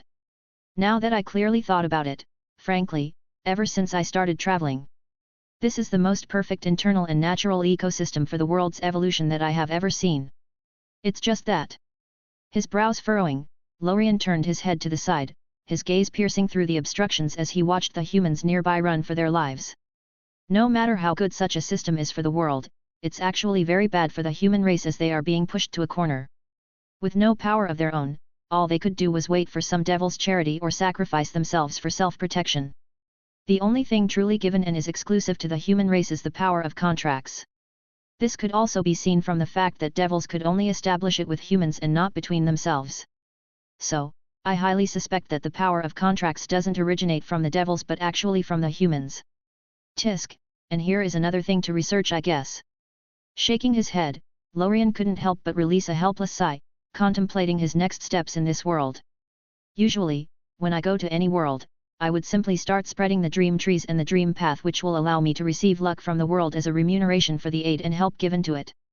However, such an approach is impossible in this world as these systems highly overlap with the existing evolution system and may even disrupt it, thereby affecting the world's evolution. So, I highly suspect that if I were to launch them like I usually do, not only will I not receive luck, but I may also get kicked out from the world.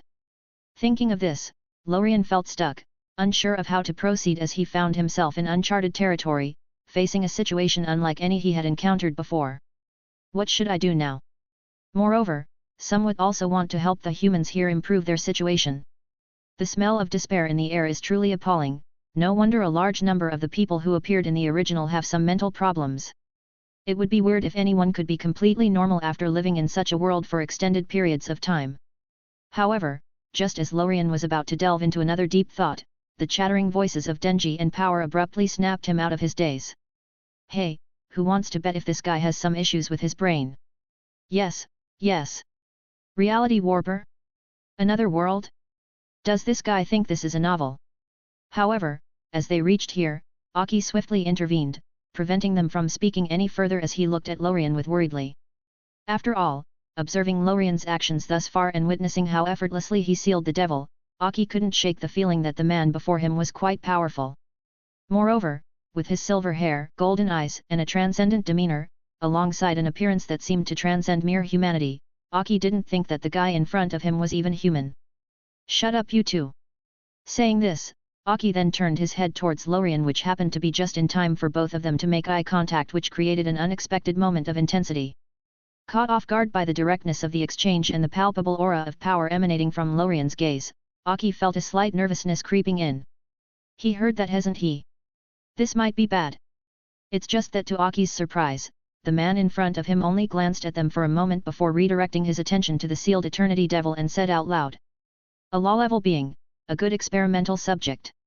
Who knows, dealing with it might solve my problems. Note.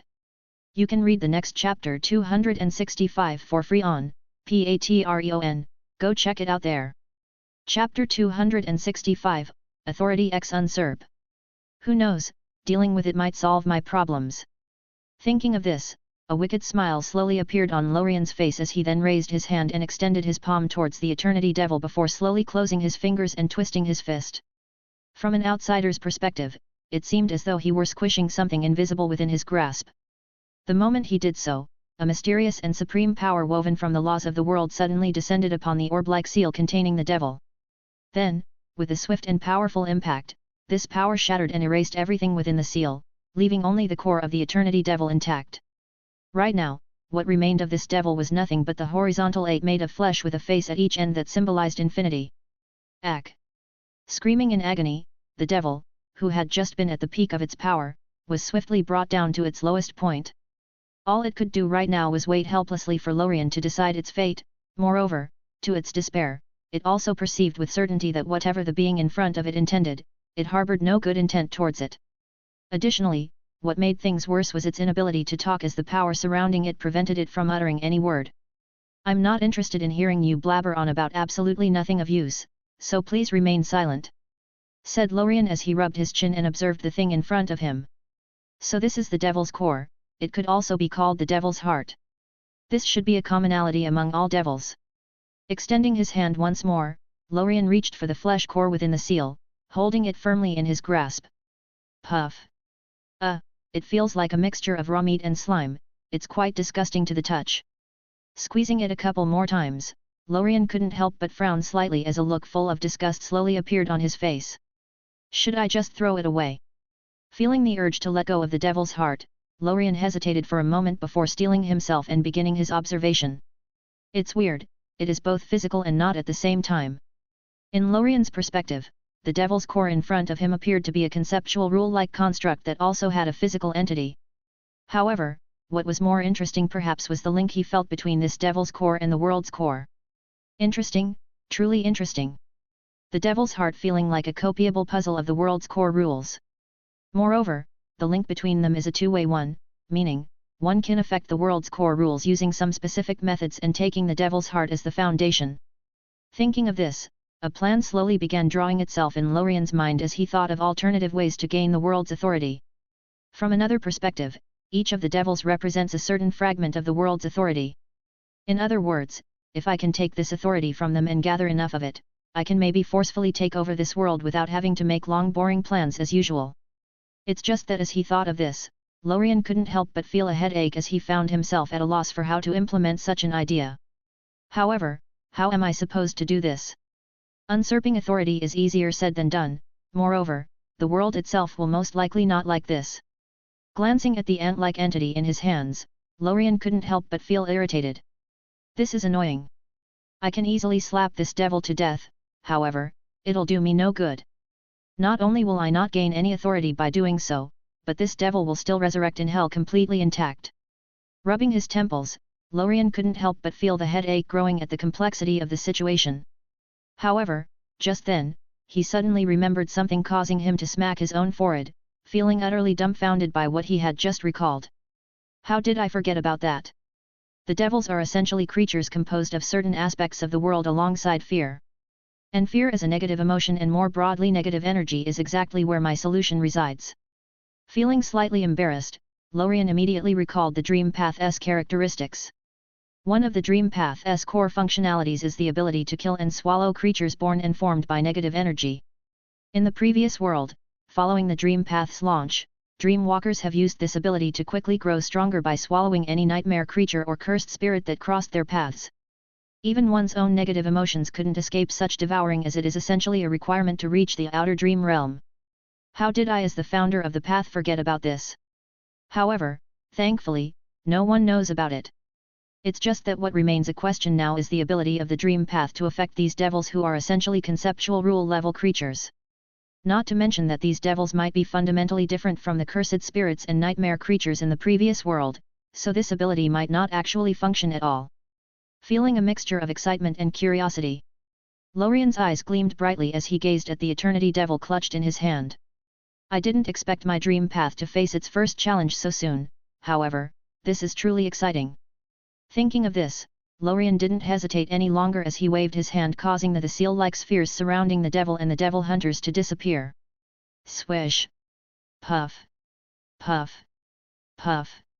Losing their support, the devil hunters instantly fell to the ground, some of them even landing face first, giving the dirt a deep kiss. Ah! Ugh! Give us a warning at least.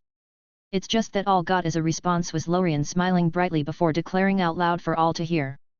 Domain expansion, Eternal Dream World. Note: you can read the next chapter 266 for free on Patreon, go check it out there. Chapter 266, Living History. Domain expansion, Eternal Dream World. BZZZZ. BZZZZ. As Lorien's declaration reverberated loudly in the air, a supreme power surged forth from within him, emanating from the center and rapidly enveloping everything within a 14-kilometer radius. With its emergence, a golden light flashed from the center, distorting the fabric of reality and reshaping it into an entirely new form. Swish! Golden flowers bloomed in all directions, while the starry sky descended upon the blue horizon, casting it into darkness.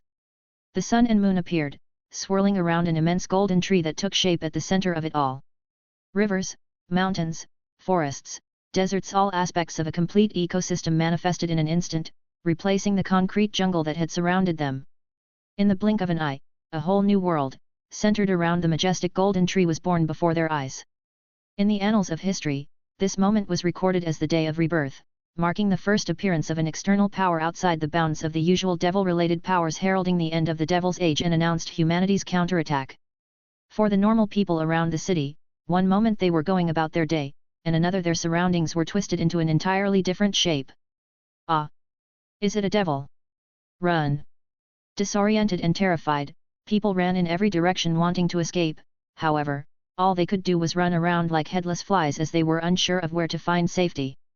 For them, Lorien's sudden domain expansion was indeed a godsend. After all, if not for its protection, they would have faced certain death at the hands of the devils that lurked near them. Mainly, unlike the ordinary citizens, who were now scattered throughout the domain in a state of panic, any devil that entered the domain found itself instantly suppressed, rendered immobile, and powerless. AGHH. What is this power? Where is this place? Is it another devil?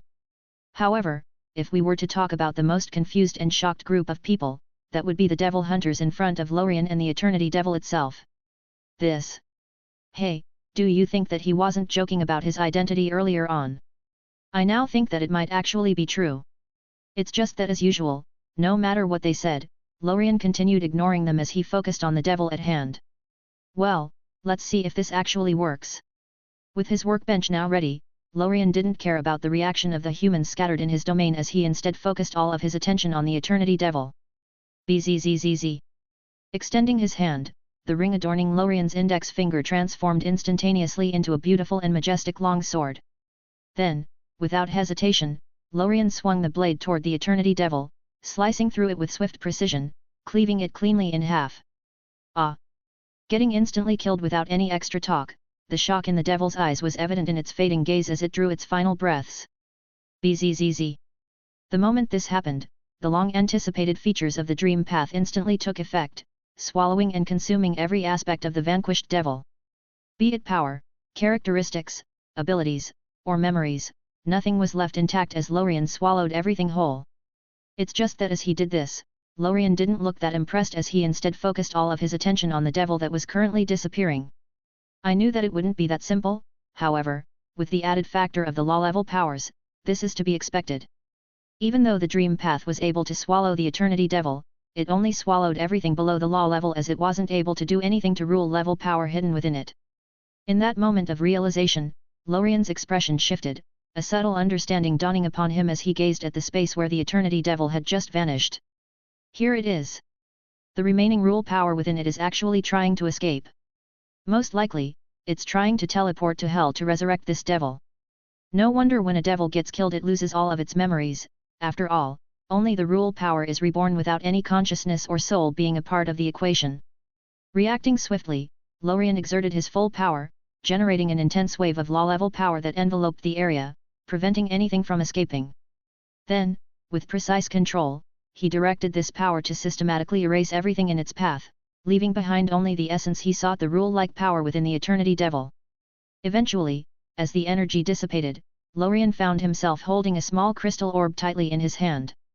However, despite its diminutive size, this orb pulsed with powerful energy, struggling with all of its might to escape Lorien's control. Luckily, I opened my domain expansion, otherwise, I wouldn't have been able to catch it. Looking at the orb in front of him, Lorien's brows furrowed as he was now faced with another dilemma. How am I supposed to use this now? Feeling a headache, Lorien immediately began evaluating his options, trying to find the most optimal one. This is annoying, it's like I am standing in front of a treasure house but I don't have the key. However, no matter what, I must try everything in these 24 to 48 hours. Thinking of this, Lorien immediately glanced at the golden barrier that surrounded him, which was invisible to all other people, as a feeling of relief filled his heart. I don't know how this world will react to me forcefully taking some of its authority as an outsider. So, before the protective barrier disappears, I must test this reaction. This way, I'll most likely be safe no matter what happens. After all, there is no power in this world that's able to break through this barrier. Note: you can read the next chapter 267 for free on Patreon, go check it out there. Chapter 267, A Step Forward. Frankly, if the subject of such a try was something that spanned nothingness and shrouded myriad words like the net of information he touched in the last world, Lorien wouldn't have dared to give this a try. After all, he still remembers clearly what happened in the previous world and how his over-reliance on the golden orb almost cost him his life. However, if it is something that's only limited to a certain world whose power system barely reaches the law level, then it's completely safe. After all, even if such a world self-detonates, the force generated won't even cause the barrier surrounding him to flicker, not to mention penetrate it and reach him. Additionally, it's not like he has a choice, as Lorien has to try this so he can advance his plans in this world, and what better time than now when he still has the above-mentioned protection still functioning. So, all things considered, Lorien weighted the small crystal orb he was holding as he began thinking of ways to absorb it. I could try to absorb it as I am absorbing reality using my root power. I could also try and absorb it through the dream path. Finally, I could just try Yuji's method and swallow it like it's some chicken wings. Evaluating the three methods he now has, Lorien was more inclined to choose the first one. However, if he chooses to follow this method, then he'd simply be forcing his way through brute force with no real improvement to his power system. So, even though this method was the most probable one to succeed, Lorien was still hesitant. I want to improve the dream path and make it a real law-level power system, meaning, anyone who follows this path will be able to reach the law stage with enough talent, perseverance, and luck. However, there is no way in hell that the current power system is enough to absorb this power, so, before that, it needs some improvement. Thinking of this, Lorien couldn't help but turn his attention to the stored dream energy that he carried with him from the previous world. Originally, when leaving the Jujutsu Kaisen world, Lorien grabbed a large amount of unabsorbed dream energy that he could absorb and improve his strength while he developed more dream energy in the next world. After all, as he was traveling from one world to another, Lorien didn't know what state the next world would be, so he had to take precautions. Moreover, there was also the time required to plant and collect the scattered dream energy that was being constantly generated by people all over the world. So, generally, it didn't matter what kind of world Lorien travels to, there would always be a time lag when Lorien can't acquire any dream energy from his surroundings, at least not enough for his consumption. So, with all of this in mind, Lorien would of course grab his food with him as he travels around, and based on his current strength and absorption capabilities, this amount of food is enough for him to eat for nearly a year without pause. In clearer terms, it is enough for him to raise his divine perception range to about 20 kilometers from the current 14 kilometers. Damn it! Do I really have to use this energy to forcefully analyze this law power and improve the power system? God knows how much energy it'll cost me. If too much of it is burned, I probably won't be able to restore it, as this world lacks hope and the dream energy here is at an all-time low. However, thinking about the gains he could get from improving the power system, Lorien couldn't help but grit his teeth as he knew that some things had much higher priorities than others. Perfecting the power system is a long-term approach that will provide me with much better results. Moreover, my current power is enough in this world, so there is actually no need to be in a rush for any improvement. It's better to just take things slowly and just improve the power system. Making his decision, Lorien didn't hesitate any longer as he immediately made a link with the dream energy reserves and began burning them without care to reach his objective. Dream/reality, dream path, improve. Bzzz. The moment Lorien did this, another rule-like power of much higher proportions swiftly appeared surrounding the small orb he was holding. Controlling his now boosted power, Lorien instantly penetrated the barrier surrounding the law-like power and immediately began forcefully analyzing it. Be it its composition, structure, or nature, nothing was left untouched as Lorien gathered as much information as possible on it. Then, as soon as enough information was acquired, Lorien turned his attention to the dream path and immediately began developing it to his liking. To be honest, in such a situation, Lorien could have just let his power work on its own as he relaxed and waited for the results. However, the outcome of such a method would most likely not be to his liking, which is something that he absolutely rejects. After all, as the owner of the dream path, Lorien wants each step to be customized and each detail to be to his liking. Such a method would of course cost Lorien much more energy than simply letting it evolve on its own. However, Lorien is prepared to even lose all of the stored energy and not get any result instead of getting one that's not to his liking. After all, this power system is something that'll be with him until the end of the path, so it's not something that should be rushed. It's just fortunately for him, it seems that thanks to the previous powerful foundation of this path and the already established path, Lorien was able to achieve his objective just after burning about 3/4 THS of the stored energy, leaving only about 2 to 3 months worth of it. Ugh, that's a lot. However, thank God everything went according to plan, otherwise, there is nothing I could do other than forcefully absorb it using my power. All that's left now is to try the results.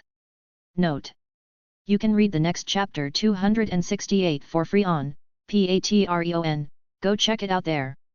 Chapter 268, 3 Paths to Law. Taking the dream world born from the dream path at its core, and fueled by a substantial influx of dream energy, the trail leading to the law stage finally became discernible. Looking at the results, Lorien likened this development to a law hub, as it served as a nexus for progression, much like a content hub in function, structure, and shape. To make things clear, within the typical dream world born of the dream path, there always exists a central pillar that acts as the center and fulcrum link to everything else within the dream world.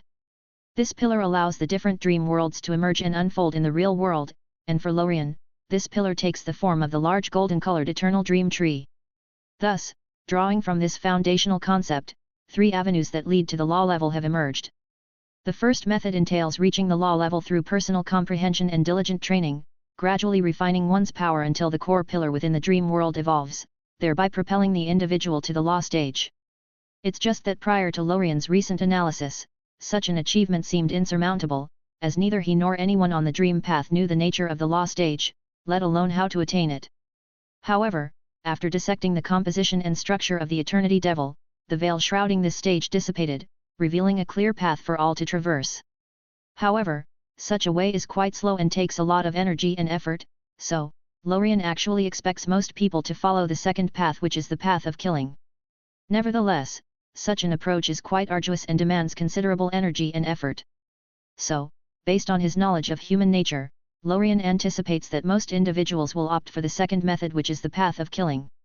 The second method, as its name implies, revolves around the act of slaying law-level entities born from negative energy, absorbing their law power, and forcibly assimilating it into one's dream world pillar element. Through this process, the practitioner gains mastery over the absorbed law, facilitating advancement to the next level. However, such a crooked and unconventional approach of course comes with its drawbacks. Unlike the serene and relatively secure nature of the first method, this path requires the user to confront and battle law-level beings, risking their life to obtain their law power. Furthermore, there exists the risk of acquiring a law that is incompatible with the practitioner's own path, rendering all preceding efforts futile. For instance, should an individual skilled in water manipulation defeat a law-level fire devil, the acquired law may prove of limited utility or even counterproductive. Thus, it is within this concept that the third and most powerful method emerges. Combining elements from the previous 2 approaches, this third method elevates killing and evolving to brand new unprecedented heights. Much like the second method, the third revolves around the killing of law-level entities.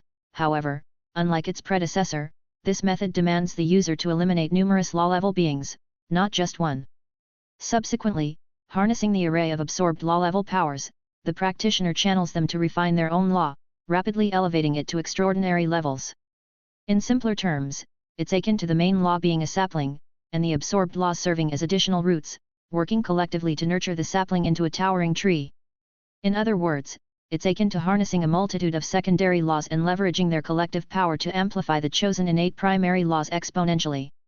This way, there's no risk of the individual reaching the law stage based on incompatible external laws, which could jeopardize their future advancements. After all, the precise laws used as the core of the breakthrough are very important, as the moment said breakthrough happens, these main laws will transform the individual's soul and body, making them more compatible with it. So, even though it is possible to reach the law stage through any random law, it's better to be careful as it'll have grave repercussions. Well, it's not like I have a choice here, as different from the dream law, the law of reality requires the existence of other laws to evolve. So, if I want to take the dream and reality laws as his main laws, my only choice here is actually the third method. After all, the nature of these 2 laws made this something unavoidable. Different from the law of dreams, which is a standalone power, the law of reality is actually a combination of all existing powers in a world. In fact, it could be argued that there is no such thing as the law of reality. Instead, this law can be called the power of existence, world, or order. So, to use such laws as dream and reality to reach the next level, Lorien needs to absorb as many secondary laws as possible and merge them with his dream realm to upgrade the laws of dream and reality in reverse. Sigh. Why do things have to be this complex? Why isn't there a dream or reality devil that I can simply absorb and be done with it? Muttering under his breath, his frustration evident in his voice, Lorien refocused his attention on the law fragments that he had extracted from the Eternity Devil. Well, there always needs to be a beginning, so let's start from here. Now that his path was finally clear, Lorien wasted no time as he immediately shattered the protective barrier surrounding the Eternity Law. Crack! Crack! Puff! As the seal shattered, the Eternity Law quivered, attempting to flee back into the world's core. However, before it could escape, the eternal dream realm that Lorien had unfurled unleashed a powerful unresistible swallowing force. Bzzz. Bzzz. In an instant, the law was ensnared, swiftly absorbed, and left powerless to resist. It's just that after doing this, Lorien didn't stop, as he instead turned his attention to the other devils who were inadvertently trapped within his realm. I don't want to prolong this any longer, I want to reach the law stage today, so, now that free food was delivered to my mouth, why throw it away? Additionally, if these laws prove to be insufficient, there's always hell, I can always just go there and start a slaughter. Note: you can read the next chapter 269 for free on Patreon, go check it out there. Chapter 269, Subtle Transformation. However, before he could act on his plans, Lorien suddenly froze as he finally felt the effects of absorbing the Eternity Law. Bzzz. The moment this law was completely assimilated by him, the very essence of his Eternity Dream Realm quivered with intensity, signaling the beginning of a profound metamorphosis. Quake. Quake. With each tremor, the domain expanded, stretching its radius from 14 to 16 kilometers in an instant, pushing the boundaries of Lorien's influence further outward. However, what truly captivated Lorien's attention wasn't just the expansion of his domain, but the profound qualitative leap that accompanied the assimilation of the Eternity Law. If the previous domain had a strength rating of 1, then right now, the strength rating of this domain instantly surged to at least 5. Right now, different from its previous state, every single particle within the domain now emitted an unmistakable aura of eternity. It seemed that no matter what happened and how much time passed, this domain would always remain the same, a paradise impervious to the ravages of time, destined to remain unchanged. At this moment, the domain shed its former inaccurate name of the Eternal Dream Realm, now rightfully earning the title of eternal in every sense of the word. However, beyond the expansion of his domain and the surge in its power, there was also something else that attracted his attention, something that made Lorien's heart sink in fright. Right now, just as a metamorphosis was occurring with the domain, there was also a subtle yet profound transformation unfolding within his own body and soul, slowly pushing it into a higher stage of existence. It's just that as good as this sounds, based on all the prior information and analysis, being influenced by a law outside one's own primary law wasn't necessarily beneficial, at least not before the main transformation. What's going on? This should not be happening. Faced with this sudden occurrence, Lorien's heart sank even further as he swiftly concentrated all his attention on discerning the details of the transformation. Hey! Not wasting any time, Lorien quickly began analyzing it inside out, not leaving a single detail unchecked. Yet, reassuringly, it appeared that this was nothing but a false alarm and that the worst hadn't come to pass. It seems that once someone takes over a law, there is no going around things like this. No matter what I do, there will always be a small transformation. For example, in my current case, the concept of eternity was attributed to my soul and body. However, thankfully, the path that I had meticulously prepared had mitigated the extent of this transformation, greatly confining its effects. Thank God! My heart almost dropped in fear. After all, God knows if I'll be able to revert the transformation after it happens. Wiping the sweat that had unknowingly appeared on his forehead, Lorien couldn't help but heave a sigh of relief before turning his attention toward the towering eternal dream tree that stood behind him. I can feel it. The law gestating within it. It seems that it has worked. Lorien thought to himself, a sense of satisfaction creeping over him. Once enough laws are devoured by the eternal dream world, this power will feed back to the core of the realm, thereby giving birth to the long-awaited laws of dream and reality. Tisk, if only there were Dream Devil or Reality Devil, that way, the transformation would be much quicker and more importantly more perfect as there would be a clearer guideline. Thinking of this, Lorien's mind began racing as he delved into the depths of his memory, recalling the original story. There were no mentions of such devils in the original. He noted, so it's either they don't exist, or they didn't appear. However, frankly, considering how even minor concepts have devils, it would be weird if dream and reality don't. Not to mention that the fear of dreams is actually a real thing called onirophobia, even though it is mostly linked to predictive dreams and nightmares, it is more often generalized into the fear of dreams themselves, so the dream devil should indeed exist. As for the reality devil, the fear of reality is also a recognized phenomenon, although it may not have a specific term like onirophobia for the fear of dreams. The fear of reality can manifest in various ways and may be associated with conditions such as depersonalization or derealization disorders, where individuals may feel detached from themselves or their surroundings, leading to a sense of unreality or fear of the real world. The more Lorien pondered it, the more logical it seemed. And the more excitement surged within him. After all, if his hypothesis were true, it meant that the laws these devils carried would likely save him years of development and painstaking personal comprehension of laws. It was akin to the difference between possessing something already developed and having to create it from scratch. Yet, despite his excitement, Lorien reminded himself to remain composed, After all, there were still tasks at hand that demanded his attention before he could entertain the prospect of such potential shortcuts. Let's deal with the devils here first. If they aren't enough to allow me to fully evolve into the law stage, then I'll just go for a walk in hell. I need to first reach the law stage, then, I can go and look for these two devils. Making his decision, Lorien didn't hesitate for even a single moment as he swiftly launched a powerful attack toward every single one of the devils suppressed within his domain. Swish! In an instant, as long as they were within his domain, a supreme force descended from the sky, swiftly killing these devils and forcefully seizing the law force within them.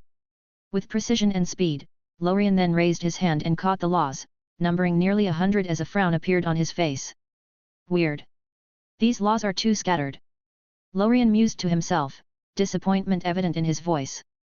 They can't compare to the quality of the law of eternity. However, this is to be expected. If it weren't for the peculiar structure of this world, the laws carried by the Eternity Devil would have been enough for it to be one of the top law entities, given that this law is a fragment of time. Shaking his head to clear his thoughts, Lorien decided not to dwell on this any longer as he then tossed the scattered laws into the domain beneath him, allowing them to be devoured. Bzzzzz. Bzzzzz. Note. You can read the next chapter 270 for free on Patreon, go check it out there. P.S. Sorry for the slow uploads but I have exams, they end 27/05. PS2, this is a preparation phase in this arc which ends in exactly 15 more chapters. Chapter 270, Tribulation. However, before this devouring began, Lorien first decided to filter out the useless laws that wouldn't benefit him. For example, among the nearly 100 laws, dozens were related to the fear of certain animals. I mean, what possible gain would Lorien get from absorbing the law of mice? Moreover, God knows what would happen if that were to happen. Just thinking of the possibility of transforming into Peter Pettigrew sent shivers down Lorien's spine. Nope, just nope. Even if the possibility is 0.000000000000000000000000001%, I have to erase it. Making his decision, Lorien didn't hesitate at all as he immediately discarded all those extra laws, leaving only those with vague concepts such as the fear of heights, small spaces, and so on. After all, as seemingly insignificant as these laws seemed to be, they were actually small fragments of higher laws. For example, the aforementioned fear of small spaces law was a fragment of the law of space. So, fragmented as these laws were, absorbing all of them would be of great use to Lorien. However, I don't know if these would be enough. After all, I can sense that even though thanks to the Eternity Law I took a large step forward, I am still half a step away from succeeding. Well, there is no way of knowing without trying I guess, so let's begin. Not wasting any more time, Lorien immediately released his hold on the laws he had just discarded, allowing them to escape back into the world outside his domain. The moment this happened, a mysterious and all-encompassing power emerged, surrounding them and swiftly teleporting them back to hell where they would be reincarnated into brand new devils. However, at this moment, Lorien neither knew nor cared about any of this as he focused his attention on the remaining laws and began assimilating them immediately. Bzzz. Bzzz. Having already experienced such a process before and considering the fragmented nature of these laws, the assimilation happened at a breakneck speed, even surprising Lorien himself. In just a fraction of a second, nearly 90% of these laws were assimilated by Lorien's domain, further enhancing it and propelling it to greater heights. Having just reached the 16 km mark following the previous enhancement, the domain began expanding once again at an incredible speed.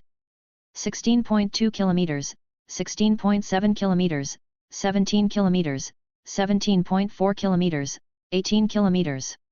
This seemingly endless expansion continued unabated until the domain finally reached the 19 km mark, where its expansion finally came to a halt. However, amidst all these secondary gains, Lorien's attention remained fixated on the eternal dream tree at the heart of the realm. More precisely, his focus was on the embryonic innate laws brewing within it. Right now, Lorien sensed that only a small nudge was needed for the law to come into being. Though initially not overwhelmingly powerful, the law of dream and reality that would emerge from within the domain would suffice to shatter the barrier preventing him from reaching the law stage. More importantly, these laws would also align perfectly with Lorien, rendering them the perfect catalyst for the law transformation and even the source ability upgrade. It seems that I'll have to go for a walk to hell to gather the remaining laws. However, As he thought of this, Lorien couldn't help but turn his attention to the devil hunters whom he had somewhat ignored. Looking at them, Lorien's attention couldn't help but immediately be attracted to the devils among them whom he had intentionally bypassed in his previous absorption process. Should I? His gaze shifting from one individual to the next, Lorien's gaze finally settled on Denji, his eyes narrowing with each passing moment. Noticing this, the devil hunters who were still shocked after witnessing the domain expansion were suddenly snapped back to reality, feeling as if a cold bucket of icy water had been thrown in their faces. Shaking uncontrollably, Hirokazu and Kobani were the first to collapse under this intense gaze as they began mumbling. Hey, why do I feel like he wants to kill us now? Danger, this is dangerous. Following them was Power, who somehow quickly noticed that Lorien's gaze was mostly targeting her and Denji. So, after sensing trouble, she immediately spoke up, attempting to avert disaster. Begin with him. However, it seems that as oppressive as Lorien's gaze was, it was apparently insufficient to suppress someone like Denji, who had a screw loose in his brain, as even after locking eyes with Lorien, he remained unfazed. Normally, after witnessing such a feat of strength from their opponent, even the most courageous individuals who would decide to fight in the end would exhibit signs of fear. However, Denji showed no such emotions. Noticing this, Lorien couldn't help but smile and nod towards them before averting his gaze. The complete lack of fear in a world where your opponents are powered by fear, this might be the true reason why he is the main character. However, such a lack of fear without any plot armor will only get you killed faster, so while I respect it, I don't particularly agree with it. Fear is one of the main things that pushes people to improve. However, I as an outsider who hasn't lived in this world am not qualified to comment on this. Moreover, this is not time for this, as it appears that I am in a bit of a problem here. Turning his gaze towards the sky, Lorien's face immediately turned solemn as he sensed a great danger brewing there. Additionally, as a foreshow to the danger, Lorien felt something that he had never felt before since becoming a reality warper closely linked to the world. Negative luck. It seems that after forcefully absorbing such a large number of laws from the world and assimilating them, the world had finally reacted. Right now, not only was Lorien shackled by negative luck, but there was also a strong oppressive power attacking his domain from all sides, attempting to wrest control from him. Most importantly, there was also an oppressive and dangerous power emanating from the sky, which Lorien deemed to be the most perilous threat. Is this the world's counterattack? Note: exams are over and the upload rate will be back to normal. P.S. This is summer, so I'll accelerate it to a chap per day or 2 days. This is mainly because I have a job and I can't write all day. Thanks for listening.